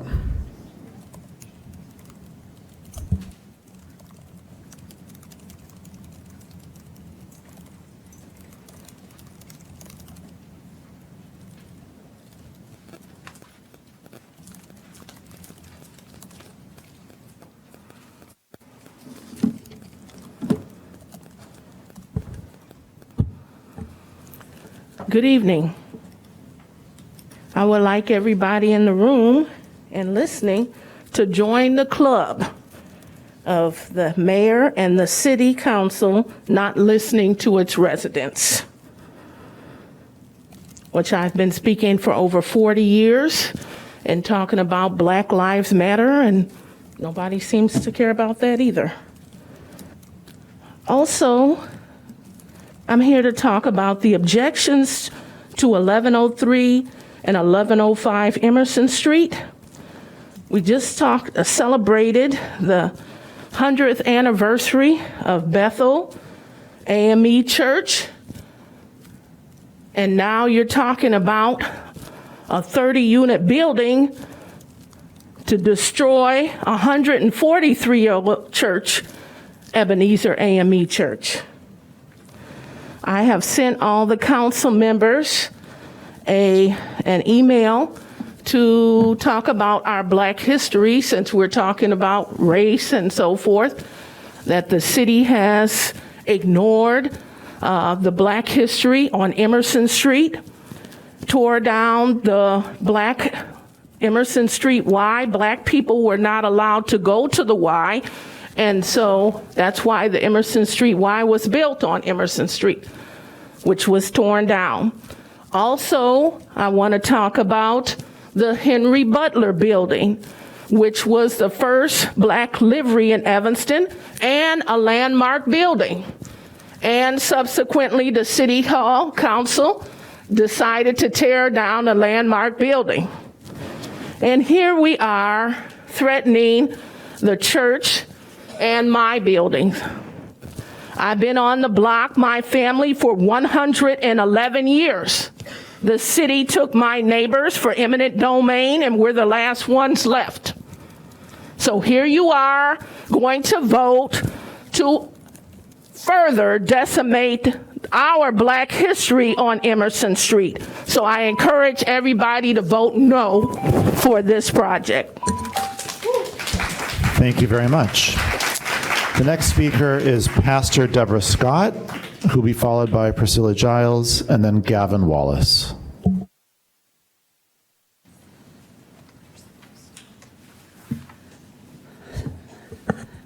Good evening, Mayor. Good evening, council members. I am standing as a representative for Ebenezer AME Church. Once again, we've met, we've discussed with our Councilman Burns. My church members still have concerns. They don't feel that the city, they don't have confidence that the city will enforce this good neighbor agreement. And that's really based upon how things have gone in these meetings. We've been told this is a no-brainer. I don't see why we can't do it. We've been told, I don't know why we keep going back and forth with this same thing over and over again. It should have been voted on by now. But there was no discussion. It wasn't enough discussion for my members. They just don't feel that you will be able to, that you will take the time or the care to enforce what's in our good neighbor agreement. When we hear some comments about, well, they have Ebenezer Prim Towers, they have Jacob Lake Manor. Those buildings were constructed over 40 years ago. That was the mission of the church. They saw a need in the community. They stepped up to provide affordable housing for seniors. The Prim Towers building, that was a major battle. That was to sort of fight against housing discrimination. So the mission and the purpose of those buildings was a little different than, say, the private owners. Location, that's a little different. They're both on corners. They're not next to a historic landmark. So the whole preservation issue wasn't and isn't a concern today, as this new development is. We never heard from the council to say, these are the steps that you need to take when someone is building next to a historic property. It was kind of, we learned on the job. and we didn't hear the care or concern. And so as of yesterday, my members simply said they didn't want to move on this because they don't have the confidence. Thank you very much. The next speaker is Priscilla Giles, who will be followed by Gavin Wallace, and then Elliot Oates.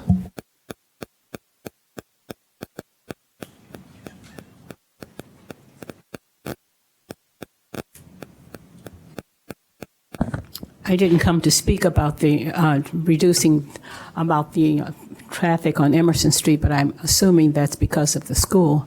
37 years ago, I asked for the same thing for my grandchildren. It didn't happen. On behalf of displaced blacks in the city of Evanston, blacks and browns of Evanston displaced on Jackson and Emerson and Wesley, we are told these people have found housing, but the huge building proposed next to Ebenezer on Church will not find new housing once it is built. It is a disgrace next to a historical landmark black church over 100 years old. This so-called affordable building is nothing any of you on the dais would want next to your home or your house of worship. It seems like this quota is being filled. Thank you. Thank you very much. The next speaker is Gavin Wallace, who will be followed by Elliot Oates.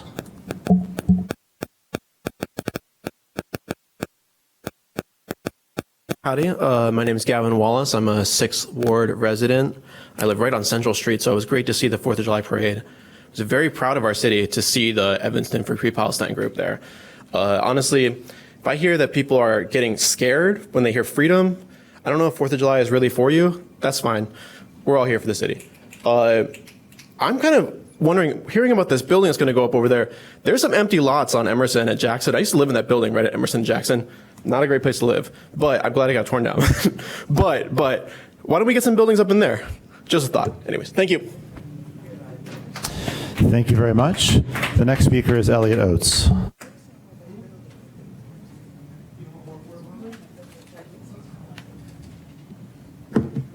Hello, I'm Elliot Oates from the 6th Ward. I'm here today to speak in support of the speed limit reduction on Emerson. I think it's a very good thing for both the school and the bike lane to make sure that the street continues to be more safe, and I hope that measures are still taken to make it safer yet by eventually planning to build a protected bike lane for the children who will be going to school. I don't think that expecting children who will likely be biking to school in some parts to bike in areas without protected bike lanes, I think that paint on the ground is not enough to protect children who are going to school, especially at that age. Thank you. Thank you very much. This concludes the in-person portion of this evening's public comment. We now move to the online public comments, beginning with William Cheslovsky, who will be followed by Renee Payden, and then, we move on with William Cheslovsky in person. Thank you. You all sit up high here because you're leaders. You're our leaders. So as our leaders, I have a simple question. At this parade, if the KKK had a float or the government of North Korea had a float, would it be tolerated? It's a rhetorical question because we know the answer. And there's no principled distinction here. In fact, to be clear at the outset, though I'm an unapologetic Zionist, if there was a pro-Israel float at the parade, I'd be standing here. This was a July 4th parade. My comments are mainly addressed to the mayor, who seems proud of this. He tries to give us a constitutional lesson. You can't outsource the First Amendment. The announcement on our city's homepage, our cities, The Evanston 4th of July Association, in cooperation with the City of Evanston, invites the community to enjoy a full day of festivities. The celebration will feature the association's family-friendly games in the morning, tennis finals, a kids' fun run, an award-winning parade along Central Street in the afternoon, and an evening concert and fireworks display at the lakefront. Where's the part about hate? Where's the part about loud political protests? Where's the part about alienating our neighbors? I didn't see it in here. So it's intellectual hypocrisy to suggest this is just a First Amendment issue. You'd be lying if you said those other parades would be tolerated. So it begs the question, why was this tolerated? The most generous explanation is the road to hell is paved with good intentions. That's the most generous explanation. It's intellectual hypocrisy at its worst. And bottom line is, it's at the end of the day, you're either dumb or disingenuous, and nobody up here is dumb. So that leaves disingenuous, Mayor. Next year, when North Korea or the KKK marches, I want you to make the same statement that you're proud that they are here marching in our city at our 4th of July parade. Congratulations. Thank you very much. That now, I believe, concludes the in-person portion of this evening's public comment. So we move now to the online public comment, beginning with Renee Payton, who will be followed by Mary Rosinski. Hello, can you hear me? Yes, we can hear you. Please go ahead, Ms. Hello? Payton. Oh, okay. All right. The city doesn't care about us Black citizens. I have to reiterate what my sister said. Black citizens are very important to this community, but the numbers are going down so much. Some council members are pushing for a building that won't improve but oppress a neighborhood that has already been overrun by the city with total disregard for Black families and Black history. Councilmember Burns, who says he is for the Black community, I guess he thinks because he's Black, is demonstrating the contrary by trying to bully a Black church to agree with the 1103-1105 Emerson Street project that he is clearly pushing forward. That's not good leadership or representation. Many issues are still outstanding, but there were no changes made to the building as if no one had one concern. Councilmember Burns has completely ignored the neighbor on the other side of the proposed building, which would be me and my sister Tina. That reveals that the good neighbor agreement the church is supposed to agree to could not be valid since the owners are not even paying attention to the neighbor on the other side. Vote no on P1. This is not a project that considers anyone or anything in Evanston, so it should not get consideration itself. Thank you. Thank you very much. The next speaker is Mary Rosinski. Oh, hi. I think you can hear me. Sure I'm can. talking today about four different matters that seem unrelated, but actually they're connected by this principle of complete, accurate, verifiable information before making decisions. For the first one, I'm just asking that you consider holding the sweepstakes ordinance because the proposal raises questions as to whether the machines are effective form of gambling, how they would be regulated, where they would operate, what impact they have. And also, I wonder what the gaming board thinks. And I read the staff memo, and it says these things are operating somewhere, but they're unlicensed. I don't know if they're legal or not legal, but I think we have to look out for the people of Evanston. And that's the first thing. Second, I'm asking that Evanston reconcile all of its financial accounts. This is in regard to adopting the audit, the comprehensive report. I say this because I've been looking at the motor fuel tax fund, and that alone, there's a $22 million discrepancy what the city says we have and what the state says we have in this account. And the state says we have $22.7 million in that account, and the city says we don't have anything that's not already obligated. And it doesn't mean the money's missing or that it's been taken, but the discrepancy may involve timing, approved projects, some things, but that's a huge discrepancy. And I wish people would start asking questions, because if we're not doing our paperwork right, we don't know if we have a structural deficit or a structural excess resources. And this needs to happen in every single account. This is not a small matter. $22.7 million difference is huge. Third, with the council, I really hope you'll reverse those convenience fees. What hasn't been said tonight was that we make $3.75 million on the parking fees. The convenience fee of 30 cents extra per thing, it's not going to make or break the bank, but it will do enough just to irritate people. It's like a straw that breaks the back. Just go, oh, we've had it up to here. Do we really need that? I think the parking revenue in our city is somewhere around $9 million. So let's reconsider, let's make Evanston friendly, because we are the highest price parking on the North Shore. And I know everyone says, oh, well, Chicago charges more. We need people to come to Evanston. I'm not concerned about them. They don't choose Chicago or Evanston. They choose Chicago or Skokie, Chicago or Glenview, Chicago or Wilmette. Evanston or Wilmette, Evanston, Skokie. So please don't make it more burdensome. Thank you very much. Thank you very much. That concludes public comment for the evening. Before we go on, I want to make just a quick comment about the July 4th parade. I'm really appreciative of the robust comment that we had this evening for many reasons, but most of all because I think they really illustrated the whole point here. There were comments made that I personally found offensive, that others in the community doubtless found offensive, but they were allowed to continue because it is not good for the world or in keeping with our core American principles for me to sit up here and say, no, you don't get to say your piece. Instead, I'm going to interrupt you as you move on and critique or disagree.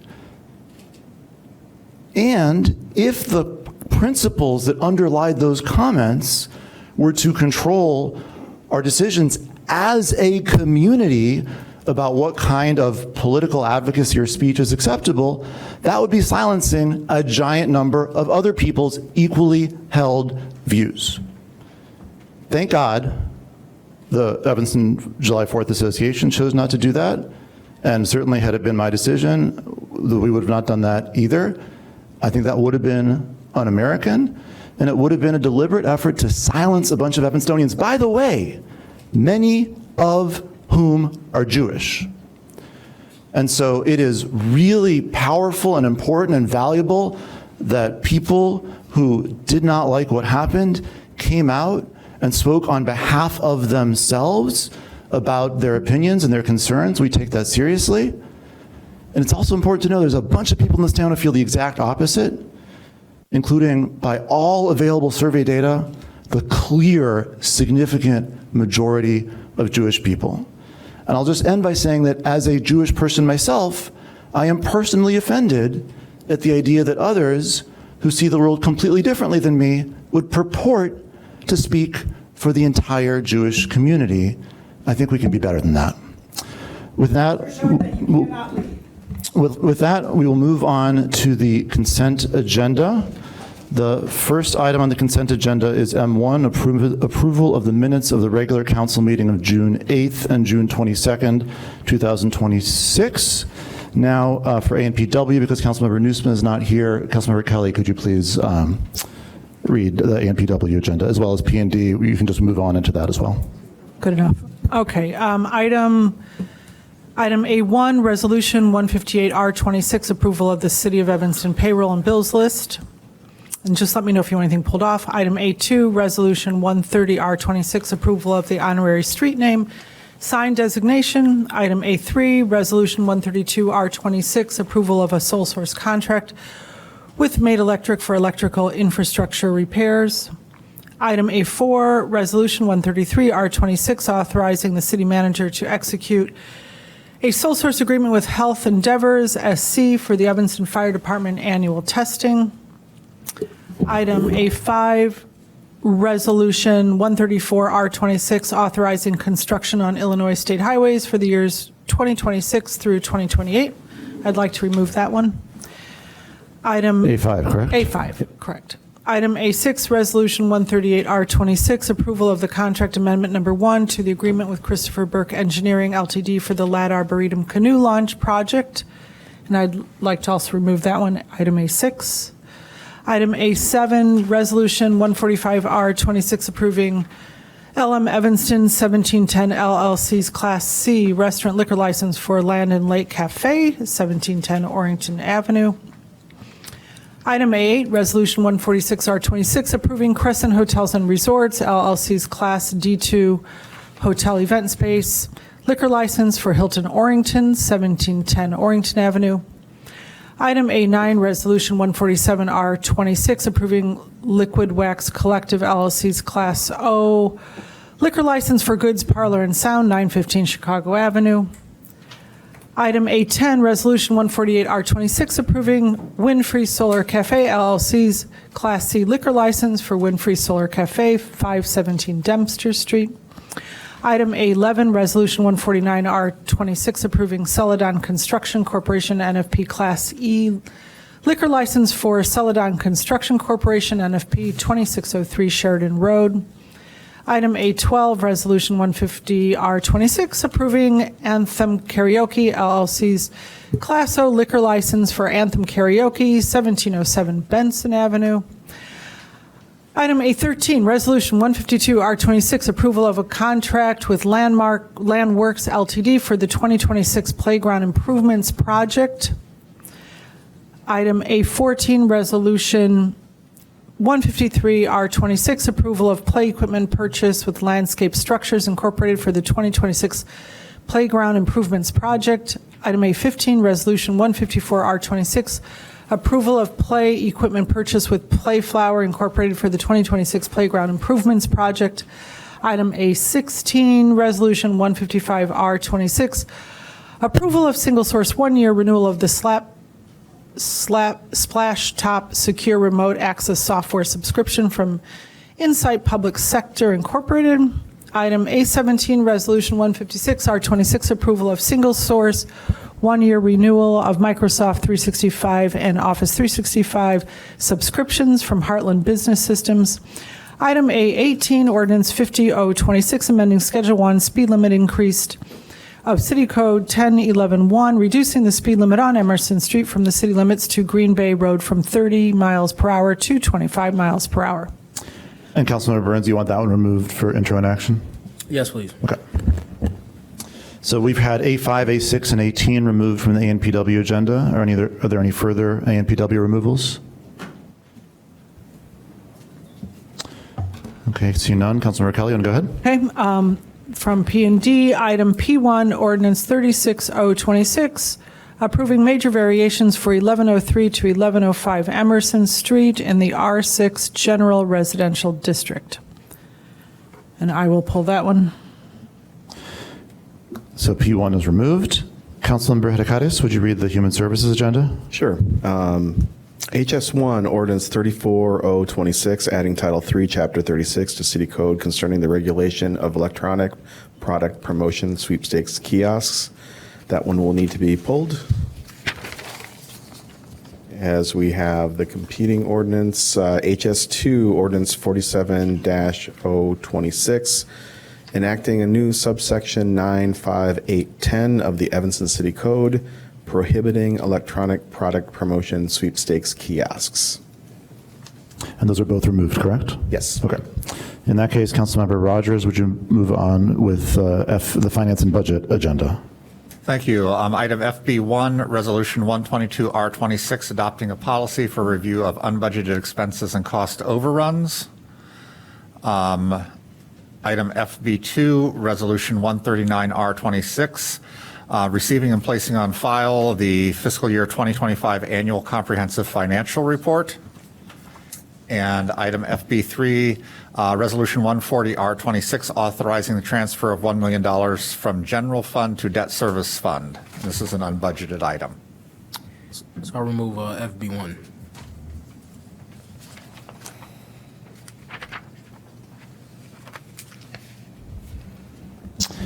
And then AP1 is Resolution 124-R-26, appointing board, commission, and committee members, which will be removed to remove one of the four names.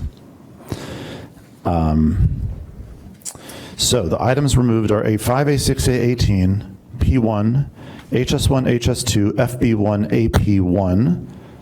AP1. Is there a motion?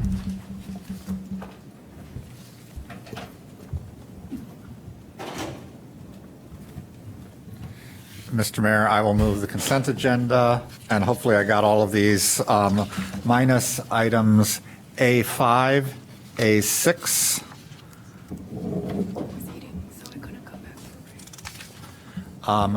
A18, P1, HS1, HS2, FB1, and AP1. I will second. Councilmember Rogers moves adoption of the consent agenda with the following 8 exceptions. A5, A6, A18, P1, HS1, HS2, FB1, and AP1. Councilmember Hadikaitis seconds. Would the clerk please take the roll?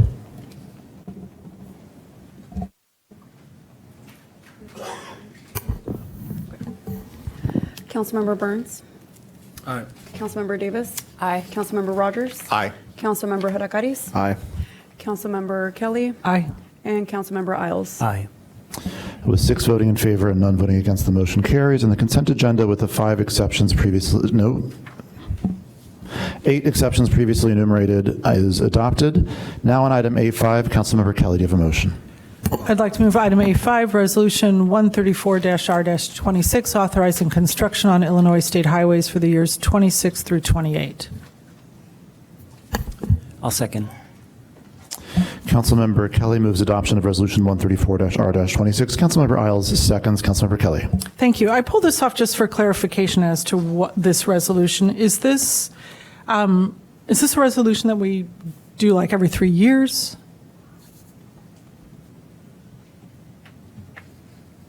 Good evening, members of the City Council. My name is Chris Seuss. I'm the Assistant City Engineer.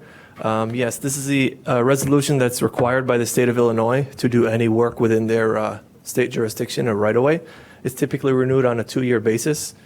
We did reach out to IDOT actually this year to see if we can do multiple years, more than 2, but 2 was the limit. So this is a biannual agreement or resolution. So we've done this every 2 years in the past, too? We have the same resolution? Similar. I believe the last time we did it was in 23 for 24 and 25. There was a lapse in between the last time we did a resolution and now, but we're coming back into, so that 2026 through 2028 will be able to work within the state right away without an issue. Okay. And what I'm looking at the contract that we have for state roads maintenance agreement. It's a 10-year contract that was just signed with IDOT last year in August for 10 years, and the scope is the same. So what's the difference between the state roads maintenance agreement that runs from 25 until 35, a 10-year? We just renewed it. We had another 10-year one. What's just to understand what's the difference between that agreement, that 10-year agreement for the maintenance of so that the city can maintain the state roads? Sure. So the one that you were mentioning with regards to the 10 years, that's pretty much the state is paying us back every year for those 10 years for the fact that we do some of the maintenance on the street. This is a resolution that's in the event we need to do a project on a state highway to streamline the process, we would still have to submit a permit. But this is our resolution that's required from the state to say that we would expect to do work within the state highway within these given years. And later, it would be much easier to submit a permit application. So one is for the reimbursement of some of the maintenance that we're doing on the road. The other one is a required resolution that's required by the state in the event we want to do a capital project or other sort of maintenance. Okay, so the lump sum amount that we get paid, I think it's like $764,000 for 10 years. I mean, it looks like it's the same scope, so you're saying this resolution is pre-approval for larger projects beyond the scope of the 10-year? Any work that's going to be happening on the state highway requires this resolution. That is a simple maintenance agreement that because we decided to take on the maintenance of these roads, whether that's snow plow, street sweeping, the state would reimburse us to do so. So there are 2 separate resolutions, one of which this is required by the state. Right, I'm just trying to, I mean, I know the 10-year one is potholes, patching, cracks, removal of bumps, a lot, I mean, it's pretty broad. So I just want to be clear. So this is to allow more expansive projects? Any work within the state highway has to abide by this resolution in order But for us to doesn't, work. this contract covers that, this 10 years? It's two separate things. That's the requirement by the state. So the resolution that I'm bringing forth in front of you today is a mandated requirement from the state. Okay. So they cannot be the same. So you have to have both. In other words, you have to have the 10-year one, then you also have to have a 2-year one. Yes. Okay. All right, thank you. I'm still unclear, but we can talk more later. Thank you. Okay. Would the clerk please take the roll? Councilmember Burns? Aye. Councilmember Davis? Aye. Councilmember Rogers? Aye. Councilmember Hadakaris? Aye. Councilmember Kelly? Aye. Councilmember Isles? Aye. With 6 voting in favor and none voting against, the motion carries, and Resolution 134-R-26 is adopted. Now on item A6, Councilmember Kelly, do you have a motion? I do. I'd like to move item A6, Resolution 138R26, approval of contract amendment number 1 to the agreement with Christopher Burke Engineering for the Lad Arboretum Canoe Launch Project. I'll second. Councilmember Kelly moves adoption of Resolution 138-R-26. Councilmember Rogers seconds. Councilmember Kelly. Thank you. I just pulled this off just for some clarification. I completely support the boat launch, think it's wonderful. And I see we're splitting this cost, this particular cost between the city and the Friends or the organization. What is the total cost of the project? I don't think that, I looked through here, I just didn't see it. What's for the boat launch? So the item under consideration tonight, I apologize, my name is Laura Biggs, I'm the city engineer. The item under consideration tonight is for construction engineering services for the construction project. The construction project is not under consideration tonight. The project's going out to bid shortly, so it'll probably be about 6 to 8 weeks before you see that. But that project is budgeted at around $2.8 million. So it's budgeted at 2.8, which includes this amount? No, this contract is budgeted at $250,000, and we're splitting the cost evenly with the Evanston Environmental But I mean, that's Association. on top of the 2.8 million? Yes, This it is is. in addition to the 2.8 million? Yes. Okay. Okay, thank you. Will the clerk please take the roll? Councilmember Burns? Aye. Councilmember Davis? Aye. Councilmember Rogers? Aye. Councilmember Hadakaris? Aye. Councilmember Kelly? Councilmember Isles? Aye. With 6 voting in favor and none voting against, the motion carries, and Resolution 138-R-26 is adopted. Now on item A18, Councilmember Burns, would you care to make a motion to suspend the rule? So moved. I'll second. Councilmember Burns moves to suspend the rules so that Ordinance 50-0-26 may be introduced and acted upon in a single evening tonight. Councilmember Hadakaris seconds. Would the clerk please take the roll on the motion to suspend the rule? Councilmember Rogers seconded. I Don't wanna stand screw up corrected. Stats. on What's that? We don't want to mess up the stats, so. Councilmember Burns moves to suspend the rules so that Ordinance 50-0-26 may be introduced and acted upon in the same evening tonight. Councilmember Rogers, with monumental enthusiasm for slow driving, seconds. Would the clerk please take the roll on the motion to suspend the rule? Just saying, from here, the voices sounded very similar, so. I've been working on my impression. Oh, good job. You did a great job.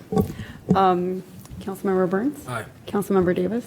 Aye. Councilmember Rogers? Aye. Councilmember Hadakaris? Aye. Councilmember Kelly? Aye. Councilmember Isles? Aye. With 6 voting in favor and none voting against, the motion carries and the rule is suspended. So now the ordinance may be passed in a single motion. Councilmember Kelly, would you care to make that motion? I'd like to make, for A18? Yep. Okay, I'd like to move item A18, Ordinance 50-026, amending Schedule 1, speed limit increased of City Code Section 1011-1, reducing the speed limit on Emerson Street from the city limits to Green Bay Road from 30 miles per hour to 25 miles per hour. I'll second. Second. So it's like a fundamental, like we're short some people, so we all have to second more motions today.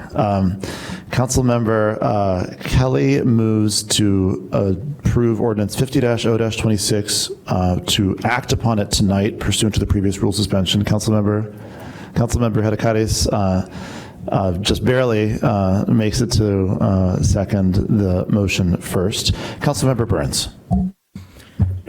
I just wanted to provide a little bit more information about what led to this. I'll start off by saying, as was mentioned in public comment, there are a lot of studies to support that reducing speeds on roads by even 5 miles per hour can make a difference in lowering accidents, pedestrian accidents in particular, but vehicle as well.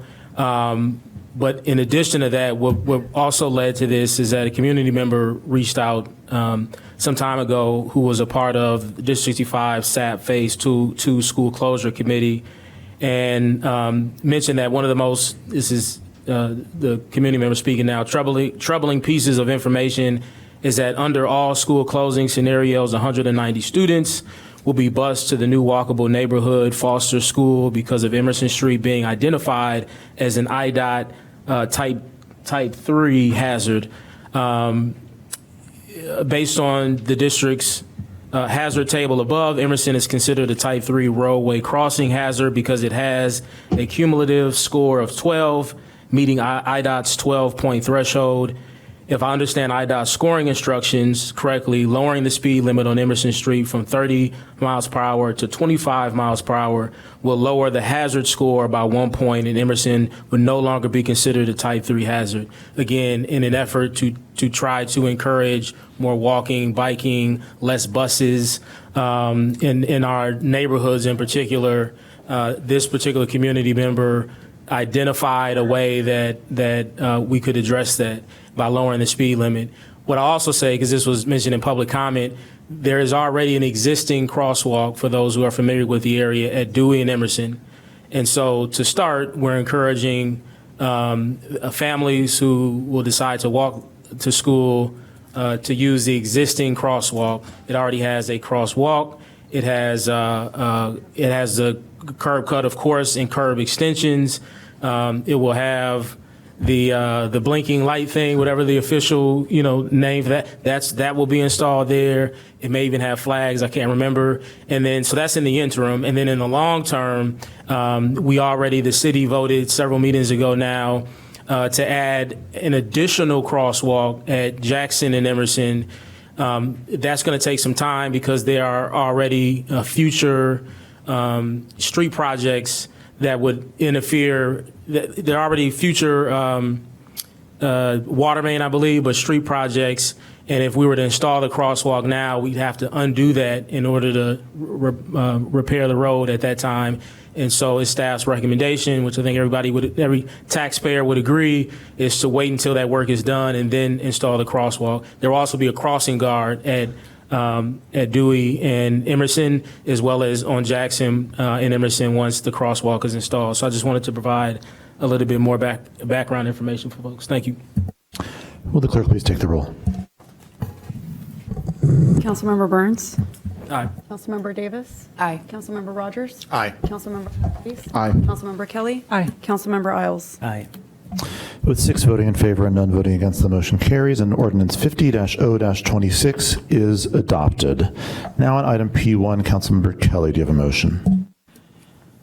I'd like to move item P1, ordinance 36026, approving major variations for 1103 to 1105 Emerson Street in the R6 General Residential District. I'll second. Councilmember Kelly moves adoption of ordinance 36-0-26. Councilmember Rogers seconds. Councilmember Burns.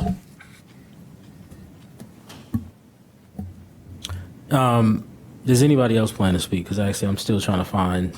Are you going to speak, Councilmember Kelly? You're thinking about it? Okay, I'll add a little bit now and then if anybody wants to speak. So, I just want to say, I would appreciate if people think very carefully before they insult not just someone up here, but anybody in our community. To suggest that I am bullying a church. I mean, it's the one thing that is just that people always ask me, like, what has it been like to be an elected official? The carefreeness that people lodge attacks against us, and we are typically without any defense, not from people up here or the community, is always astonishing to me. If the church themselves, I held a meeting, I asked for a meeting with the church and their congregation, and Pastor Scott was kind enough to extend that offer to the church. But if any of their members who were present during that meeting felt like I was trying to intimidate them into supporting this project, please let us know. That is not at all what I have ever done. That's not my style. That's not how I approach any of my work. And to suggest that is such an insult. We are human beings just like y'all are. And I know Mayor Biss said, hey, we signed up for this, and to a certain extent, that we can't sue for libel, for example. There's been attempts, there's been times where elected officials have tried. This is why I know I've never considered doing it, but I've looked into it, and we can't because we're like public officials. Very difficult. And so what I will ask though is just think carefully before you say something as insulting as that. That individual wasn't even in the meeting. I don't know where they would even get their information. They're imagining it. They manufactured it out of nothing, and it's incredibly offensive. What I have done, though, is met with Pastor Scott and now the congregation. I have listed out very carefully all the things the church has asked for. Everything that they have asked for, except for there was one thing that came out of the meeting, and I mentioned that I think we can raise money through the interfaith community in Evanston to address it, which is providing some type of hard plastic, but a way to protect the existing stained glass windows during construction. Everything else is in the Good Neighbor Agreement that we approved in the last meeting. It is not an empty promise. It is codified in ordinance. It is enforceable, not only by that ordinance, but by permits. As I mentioned to Pastor Scott earlier today, these things will not move forward. Demolition will not move forward. Construction will not move forward. Certificate of occupancy will not be provided unless those things are met. And so if anyone in the congregation feels like they can't trust the city and enforce it, that's understandable, but I appreciate Pastor Scott saying that. It is a matter of trust. Everything is in there, and I've made sure of that. The only other thing, there was one other thing that fell outside of the Good Neighbor Agreement, which was Pastor Scott had a question about whether or not the existing infrastructure could accommodate the 30 units. I'll quickly read off. This was a message I got from Daryl King, who's our Bureau Chief Water Production, our Bureau Chief of the Water Department. Civil engineering plans are not yet available, but the developers have acknowledged that stormwater detention is required. Therefore, rainfall on site will be captured and controlled before being released to the relief sewer. The area is served by a 72-inch combined sewer that has rehabilitated via cured in-place pipelining in 2003. It should have no trouble supporting an additional 30 units. Furthermore, the storm drainage along the section of Emerson was removed from the combined sewer and connected to a release sewer installed in 2007, which further reduces surcharging concerns on the line. And so that was it. There were two things that fell outside of the agreement, protecting the windows, and then this question about whether or not the existing infrastructure could support the additional 30 units. And everything else I've heard from concerns about drainage and concerns about precondition survey and who would pay for it, all of that we codified in the ordinance. The only remaining issue is an issue of height, and what I've said on record is that it is difficult to address general concerns about height when, by right, the developer could do eight-story building, including an IHO bonus, in 16 units, which would drive up the cost of each unit in an incredible way. And it's also difficult when, yes, there are taller buildings, one that the church manages, Ebenezer Prim Tower, which we love, and that's an important building in our ward and in our community. But as I mentioned to Pastor Scott, everybody who is next to a development wants the city to protect and preserve that property. Not just an historical black church, which I love, but any homeowner, any property owner that is next to a development is going to expect the city and all of its regulations to protect their property. And so a matter of preservation is not just something that is important to me if it's a church next to it, it's any property in Evanston if there's a development. And that's why we require construction management plans. That's why we have we have met and carefully listened to the church about what their concerns are, not concerns that we have for the church, but I've listened and I've recorded every concern that you had so that we could address them. And as I mentioned, I'm sure if we go back in the record, when Prim Towers was being built, when E2, when all of them were being built, there were people who lived next to it who had general concerns about height. Again, I struggle trying to figure out how to address general concerns about height in a way that's fair to all future projects, especially considering everything that I've just described. And the last thing I'll say, and I appreciate y'all for giving me a little bit extra time here, is these are affordable units. It's not a project-based, HUD-funded or supported program in the way that Prim Towers and Jacob Blake are. But as the city is concerned, City of Evanston is concerned, one of the main ways we achieve affordable housing is through our inclusionary housing units. But we don't get them if we don't allow development to happen. It is triggered when a building of 7 units or more is proposed in our city. And these particular units are 40% AMI. That means for a 2-bedroom, they'll be $1,100. Our community needs that. I can't tell you how many people reach out who go on Zillow or whatever, and all they can find is 2 bedrooms in the 2000s. They need this. I can't stress that enough. Literally, if these units are here, and somebody reaches out, I'm making a referral to SEPA, who would manage these units, and saying, look, we finally have some units for you. And they would be reaching out because there's somebody on the wait list. And so I just can't stress enough that this is allowing responsible development to happen is a part of our anti-displacement priority in Evanston. And allowing this building to happen would provide affordable housing. And I also, I'm sorry, just last thing is that we're not talking about a waste transfer station. I have complete respect for the historic nature of this church.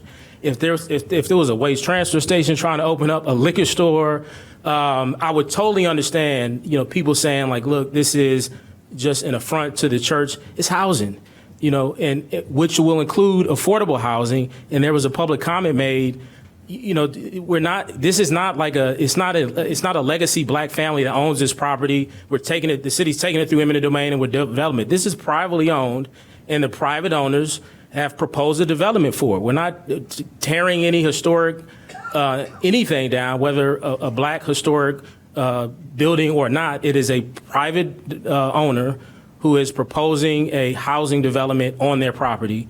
And the only way that I see it impacting the church, which I want to protect and preserve, will be addressed or prevented by the things that are included in the Good Neighbor Agreement, which is why we included it in the ordinance. And that's all, Mayor. Thank you. Would the clerk please take the roll? Councilmember Kelly. Thank you. I cannot support this evening for the reasons that we heard from the pastor and others. It's not so much the height as much as the massing, just diminishing the presence of the church. And also, it may not be black owners, but this is, as you know, a very special historically black neighborhood that deserves special care and consideration. And the design doesn't even do that. This is not quality design. And I also have concerns that I won't speak about tonight, but that I've spoken about already, about the history of these particular property owners to effectively manage their property. I'm very concerned about that. So I think we should be holding a much higher standard. 2 houses, two separate entities provides more light and airflow. This is one massive building that I don't think, like I say, the design is lacking and is going to undermine the church's presence and the overall neighborhood. That's all. Thank you. Will the clerk please take the roll?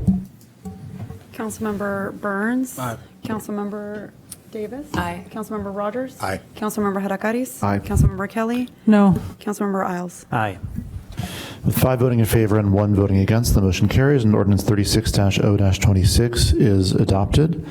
Now, on items HS1 and 2, Councilmember Hadakaris, do you have a motion on one or the other, or I something? will first off move HS1 ordinance 34-0-26, adding Title 3, Chapter 36 to City Code concerning the regulation of electronic product promotion sweepstakes kiosks. I will second. Councilmember Hadakatis moves introduction of ordinance 34-0-26. Councilmember Rogers, sounding eerily like the same person, seconds. Councilmember Hadakatis, followed by Rogers. Yeah, as we see, we have a bunch of small business owners here. I've spoken to them about kind of their struggles with maintaining profitability. And while I do not support rolling back our flavor ban, I think finding some way to let them continue with the sweepstakes machines is the path that I think is the easiest path forward. So I will be voting yes on regulating the sweepstakes kiosks. And if for some reason we don't agree that that's the best path and we ban them, I'm willing to work on legalizing the video gambling so they can have another revenue stream for their businesses. Councilmember Rogers. Thank you, Mr. Mayor. As somebody who I believe has the most gas stations in their ward, I was trying to figure that out today. Councilmember Hadakatis took one of them away in the last redistricting. We often see these businesses struggle. When we make rules on our convenience stores, our gas stations, people have an option. And when we have businesses along Oakton, on the west end of the city, or along Howard Street, people have the option of going elsewhere for things, and that's what we're seeing happen here. I thought it was very telling. We didn't have a big discussion about it at the Economic Development Committee meeting, but we did do a survey asking these small business owners their prospects, what they saw as their future in Evanston and being able to be profitable and being able to keep a business running.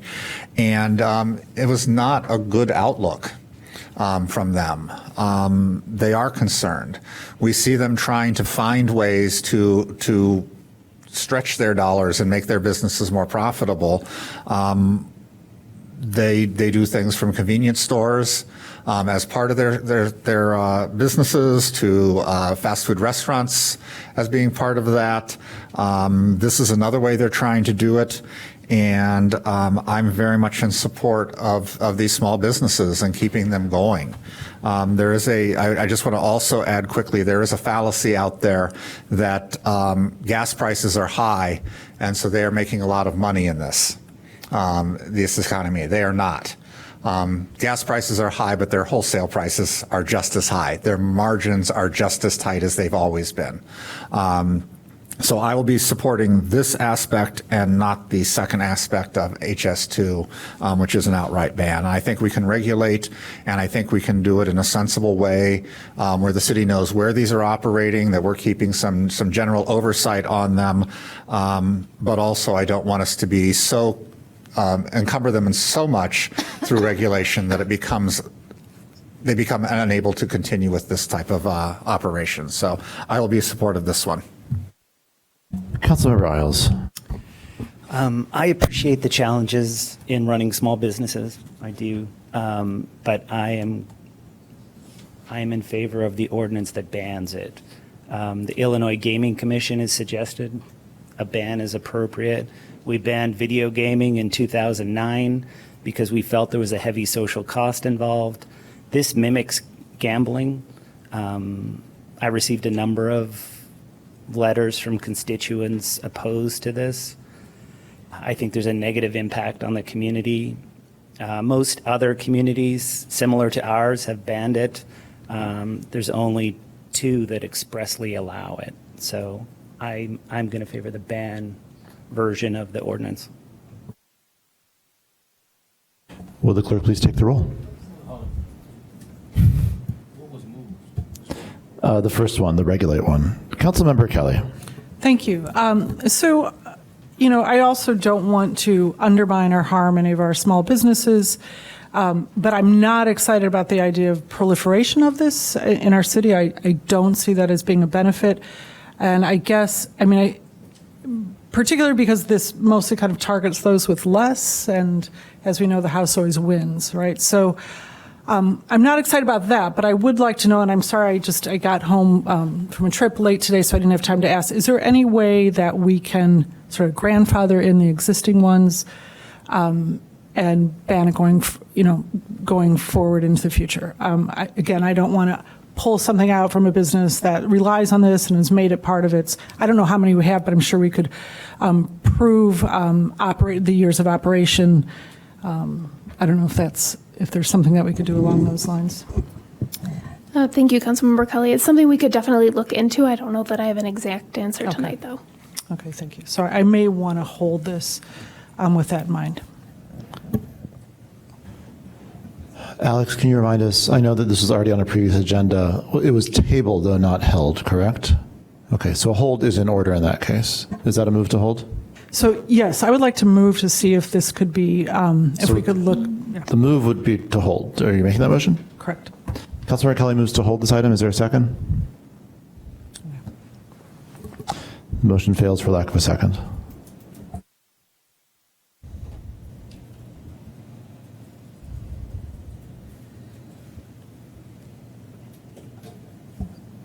At this time, no one is asked to speak for a first time, so we go back to Councilmember Rogers with 2:45 left. Thank you, Mr. Mayor. I just want to say that, we hear talk about promoting gambling. I have 2 gambling devices in my hand right now. 2, one's a city phone, one's my personal phone. That's why 2. I don't gamble on the city phone, just to make that perfectly clear. It's prevalent out there. The thing with these is I've gotten some emails from people saying they don't want this type of thing coming to Howard Street. It's on Howard Street. People don't know it's there. That's how innocuous this is. And that's why I think if we regulate, we can keep them going. We can support these small businesses. We're not encouraging someone to go out and gamble because they already can do it. And so I'm, again, very much in support of this and in support of these small businesses. Councilmember Burns. I would encourage, Director Ogbo, there's a limit on in the ordinance, is an ordinance, right? Not a resolution. Yeah, in the ordinance that was moved, there's already language in there that restricts the amount of sweepstakes machines or licensing that we can provide at any one time for these machines. Is that correct? Yes. So it's 2 per. Excuse me. I Global Director, Health and Human Services Department. So it will be 2 per facility, and 20 in any given year. General. For the entire community, correct? Right. Okay, I just wanted, I'm sorry. 20 in any given year, then 2 per facility. Somebody wants to jump in, feel free to. So 20 every year could be permitted? Any given year, we'll only allow 20 kiosks. Then per facility, the operator will be only allowed to. Sorry to interject. I think the question is 20 that exist in aggregate or 20 new licenses in a given year? No, just 20 any given year. 20 machines. 20 machines. Yeah. 20 machines that are in the world in that year. Right. And then one is vaporized on New Year's Eve, and then a new one comes into existence. Okay, great. And how many do we have now operating? Based on our tally, about 18. But we do have facilities where they have more than 2. And the license will be given out on a first-come basis, correct? Is that how you? Yeah, that will be the vision. Okay. So I plan to support this today because I spent a lot of time making sure that the language that is being proposed today, and it hasn't changed because I don't think we really discussed it last time, ensures that these machines, if this is approved, would not be gambling by another name. This would not be video gaming by another name. These regulations would ensure that they are sweepstakes machines operating, somewhat differently than the sweepstakes that you may do in a mall, to win a vehicle, but similar in that that's one of the things that's added in here is that there has to be a free entry. In the same way that it's free to do a sweepstakes for a vehicle in a mall, there'd be a free option in these machines as well. And there's a number of other provisions in it that make sure that this is not video gaming or gambling by another name. So I really would encourage people to read through it to understand that. And that's why I'm happy to support it. I did not support the video gaming machines, but do support these sweepstakes machines with these regulations in place. Again, no one asking to speak for the first time, so we go back to Councilmember Hedekades with 405 left. They covered the topic I wanted to ask about, so we're good. At this time, no one is asking to speak for a first or second time, so we go back to Councilmember Rogers with 155 left. I turned my light off because that was also answered. Will the clerk please take the roll? Councilmember Burns. Aye. Councilmember Davis. Aye. Councilmember Rogers. Aye. Councilmember Hadakaris. Aye. Councilmember Kelly. No. Councilmember Isles. No. Not sure who's going to be surprised up here. With 4 voting in favor and 2 voting against, the motion fails to receive the required 5 votes, and the ordinance is not introduced. Point of order. Yes? Are we required to have 4 votes for introduction or for ordinance approval only? Ooh, that's a fun question. It's a very fun question and a very poignant one. One moment, I'm trying to look up now.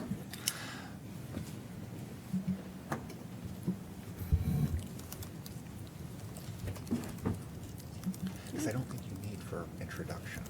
It's only to pass. I've been mayor for 5 years, and this question has never come up. I mean, we don't have 6 people that often, I guess, but.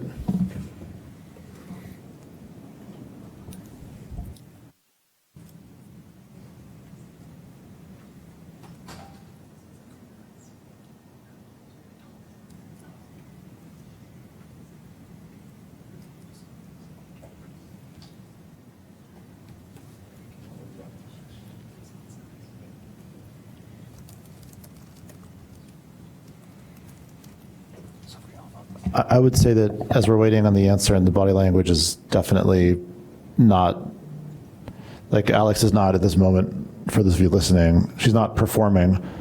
Boy, is this a cut and dried issue in the rules. So we'll see. But I would say that if the ruling, one option would be to make a motion, would be if Councilmember Kelly, assuming the 4-2 is a failure, Councilmember Kelly could make a motion to reconsider, and then someone could second your hold motion to bring this back at the next meeting, if you and those who want this to pass were in agreement about that. But we'll continue to wait on the ruling from the opinion of our Corporation Council.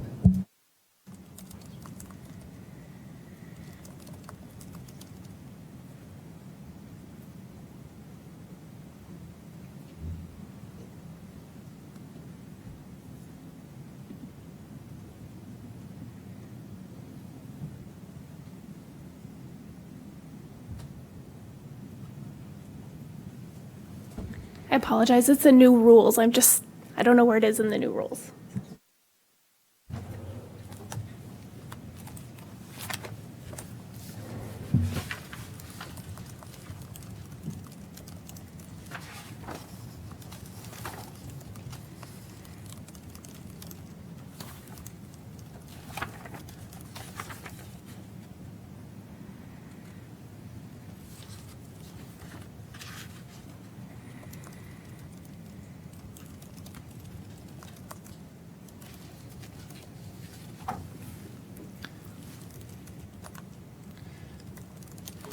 If I could offer some insight. On page 20, Councilmember Rogers. on page 28 of 38, it says all ordinance shall be determined by a majority vote of the council members, then holding office 5 votes unless otherwise required by law are these rules.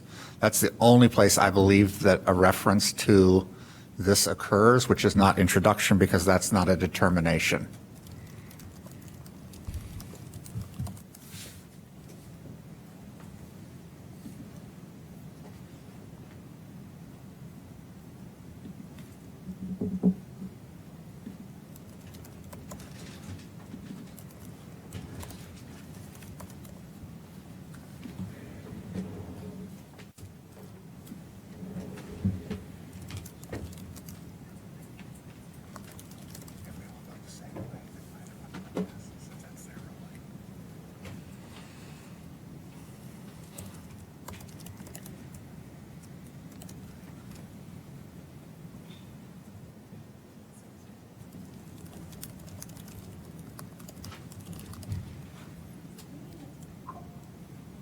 Councilmember Hadakatis?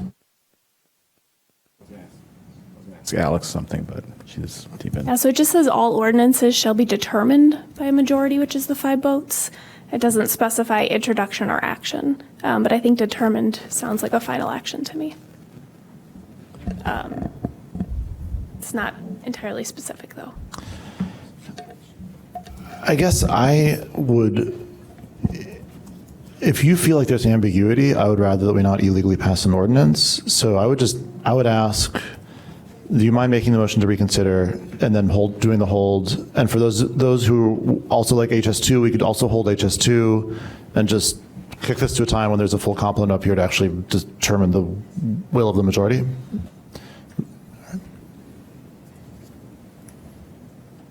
Councilmember Kelly. Okay, so I'd like to reconsider, move to reconsider. I'll second. Councilmember Kelly moves to reconsider the vote by which ordinance 34-0-26 was not introduced. Councilmember Hadakatis seconds. Will the clerk please take the roll on the motion to reconsider? So we're bringing this back, and then Councilmember Kelly is going to hold it so that it could be considered when everybody's here, and there's not this weird procedural question of whether 4 is a majority of 6, which is a funny question. Councilmember Burns? Aye. Councilmember Davis? No. Councilmember Rogers? No. Councilmember Hadakaris? Aye. Councilmember Kelly? Councilmember Isles? No. With 3 voting in favor and 3 voting against, it's a tie, and I break the tie by voting in the affirmative. The motion carries and the reconsideration has occurred. Councilmember Kelly, do you have a hold motion to make? So yes, so I would like to hold this to look at the possibility of grandfathering in the existing ones and moving forward with a ban potentially on, So the motion's a any hold. other. So that's my hold. I'm moving to hold. Is there a second? Is it just a hold or everything? No, just a hold. The rest is all ancillary. I'll second. Councilmember Kelly moves to hold this item. Councilmember Hadakatis seconds. Is there a motion to overturn the hold? Councilmember Rogers? There's not a motion to overturn the hold because we only have 6 of us here, or whatever we are, so. Well, 2/3 of 6 is 4 if you want to play that game. No, I don't want to play that game. Excellent choice. I can count a vote. Now on item HS2, is there a motion to hold? I'll move to hold HS2. Is there a second? I'll second. Councilmember Hadakatis moves to hold item HS2. Councilmember Kelly seconds. Councilmember Rogers? I would like us to get clarification on this moving forward as to whether 4 passes an introduction or not.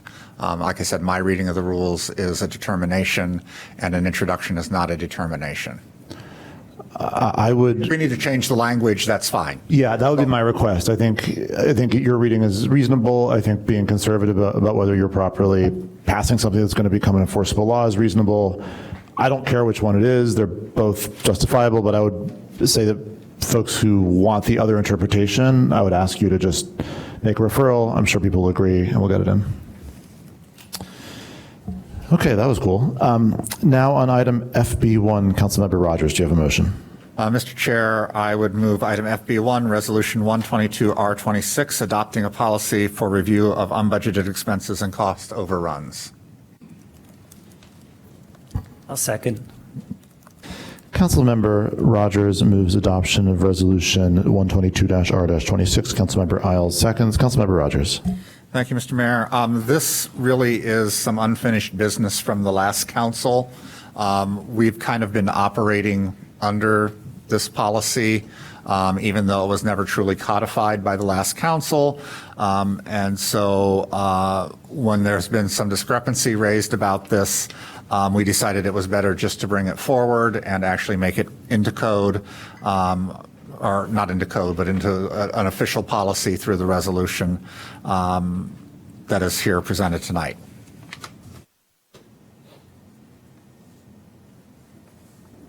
And is there, I heard, there's no amendment at this time? Is that correct? Okay, sorry. Councilmember Burns. Yeah, I sent over 2 amendments, and I'll read them as short. Whereas the committee's review is intended to evaluate the fiscal and budgetary consequences of an item, not to reconsider the underlying policy or operational decision, whereas such review is not intended to transfer jurisdiction over the underlying matter from the body otherwise responsible for its review. This was the only concern I had as this has moved forward as a practice, not a policy, is just making sure that, the Finance and Budget Committee is organized to weigh in on specific components of a matter, and then we have other committees that weigh in on other components of in a particular matter. And so this is just trying to make sure that, although I understand policy and other things will be discussed, it's not the purpose of the Finance and Budget Committee to reconsider things that they're not organized to really weigh in on, such as like a health equity initiative. They can comment on like, where's the budget coming from, and how does that, impact that fund, or, there are things that I think are appropriate to discuss, but I think all of their decisions should focus on kind of what they're organized to do well, and should not overlap with things that we have other committees organized to weigh in on. I'll second the amendment.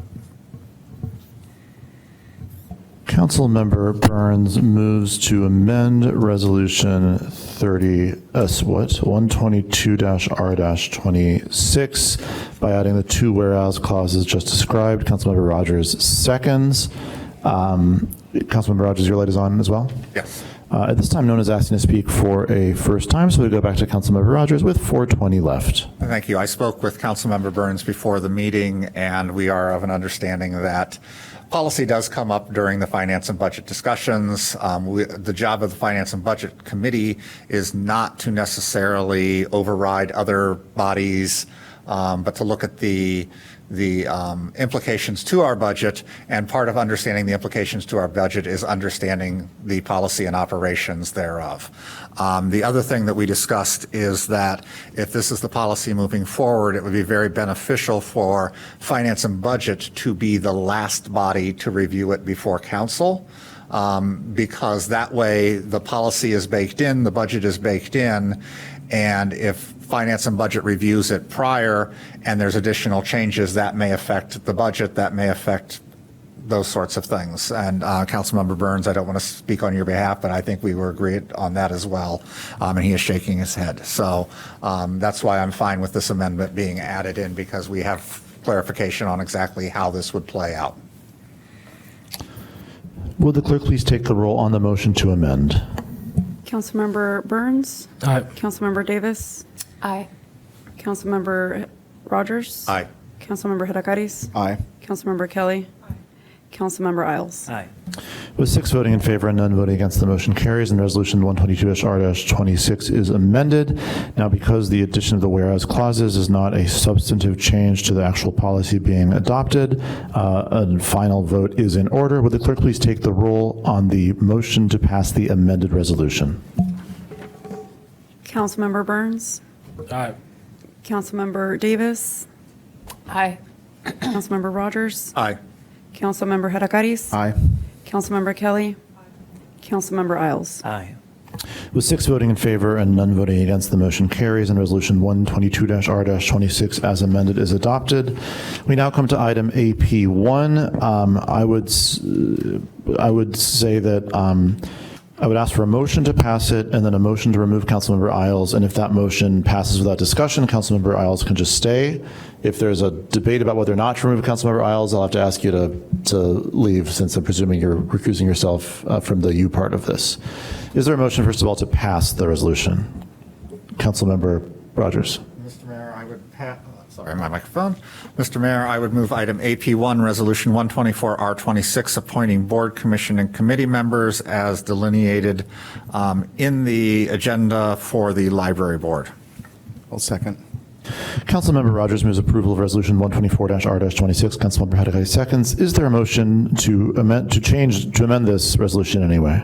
Mr. Mayor, Councilmember Rogers. I would move to amend the ordinance striking Councilmember Sean Isles from the those named, and just putting in, and I'm sorry if I pronounced the names incorrectly, Sharef Al-Najjar, Liz Keeney, and Gus Granchilek. I'll second. Councilmember Rogers moves to amend Resolution 124-R-26 by striking Sean Isles. Councilmember Hedekadis seconds. Would the clerk please take the roll on the motion to amend the resolution? Councilmember Burns? Aye. Councilmember Davis? Aye. Councilmember Rogers? Aye. Councilmember Hadakaris? Aye. Councilmember Kelly? Aye. Councilmember Isle? I Well, it's abstain. not. With 5 voting in favor, none voting against, and 1 abstention, the motion carries and the resolution is amended. Now on the amended resolution, would the clerk please take the roll? Councilmember Burns? Aye.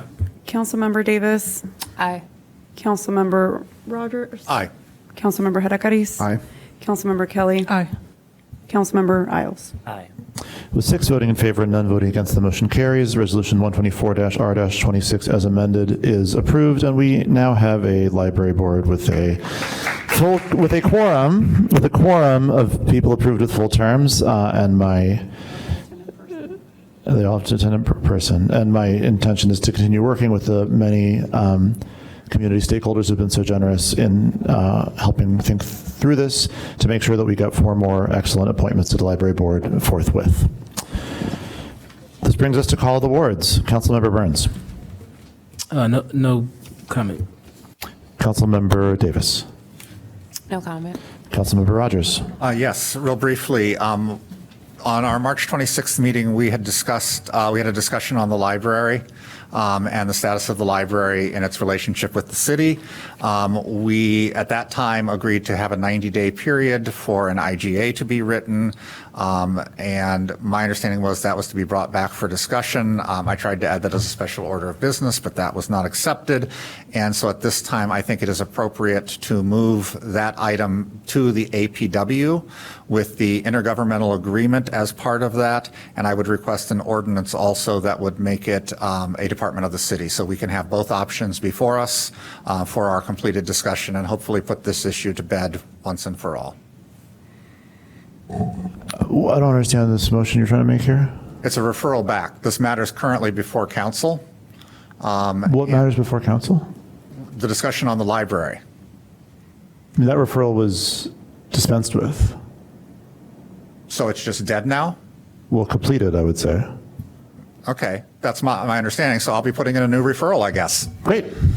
Because it stood before this committee, and it was, I mean, at the end of 90 days, we were just supposed to do what, I guess, is my concern. And that's a question for anybody. I mean, we put an open-ended, nothing's going to happen on it, or what? I think if you want to submit a new referral, that's great. All right. I'll be making a number of amendments to rules and referrals. Thank you. Councilmember Hedekadis. Nothing to report. Councilmember Kelly. No report. Councilmember Isles. I have office hours at Hoosier Mama's on Wednesday, the 15th, from 6 to 8. And Councilmember Isles is recognized to make a motion. This is my big moment. Okay. I would like to make a motion to convene into executive session pursuant to 5 Illinois compiled statutes, ILCS 120/2C. I move that the City Council convene into executive session to discuss agenda items regarding litigation. These agenda items are permitted subjects to be considered in executive session and are enumerated exceptions under the Open Meetings Act in 5-1 LCS 120/2C11, which reads litigation when an action against, affecting, or on behalf of the particular public body has been filed and is pending before a court or administrative tribunal, or when the public body finds that such an action is probably or imminent, in which case the basis for the finding shall be recorded and entered into the minutes of the closed meeting session.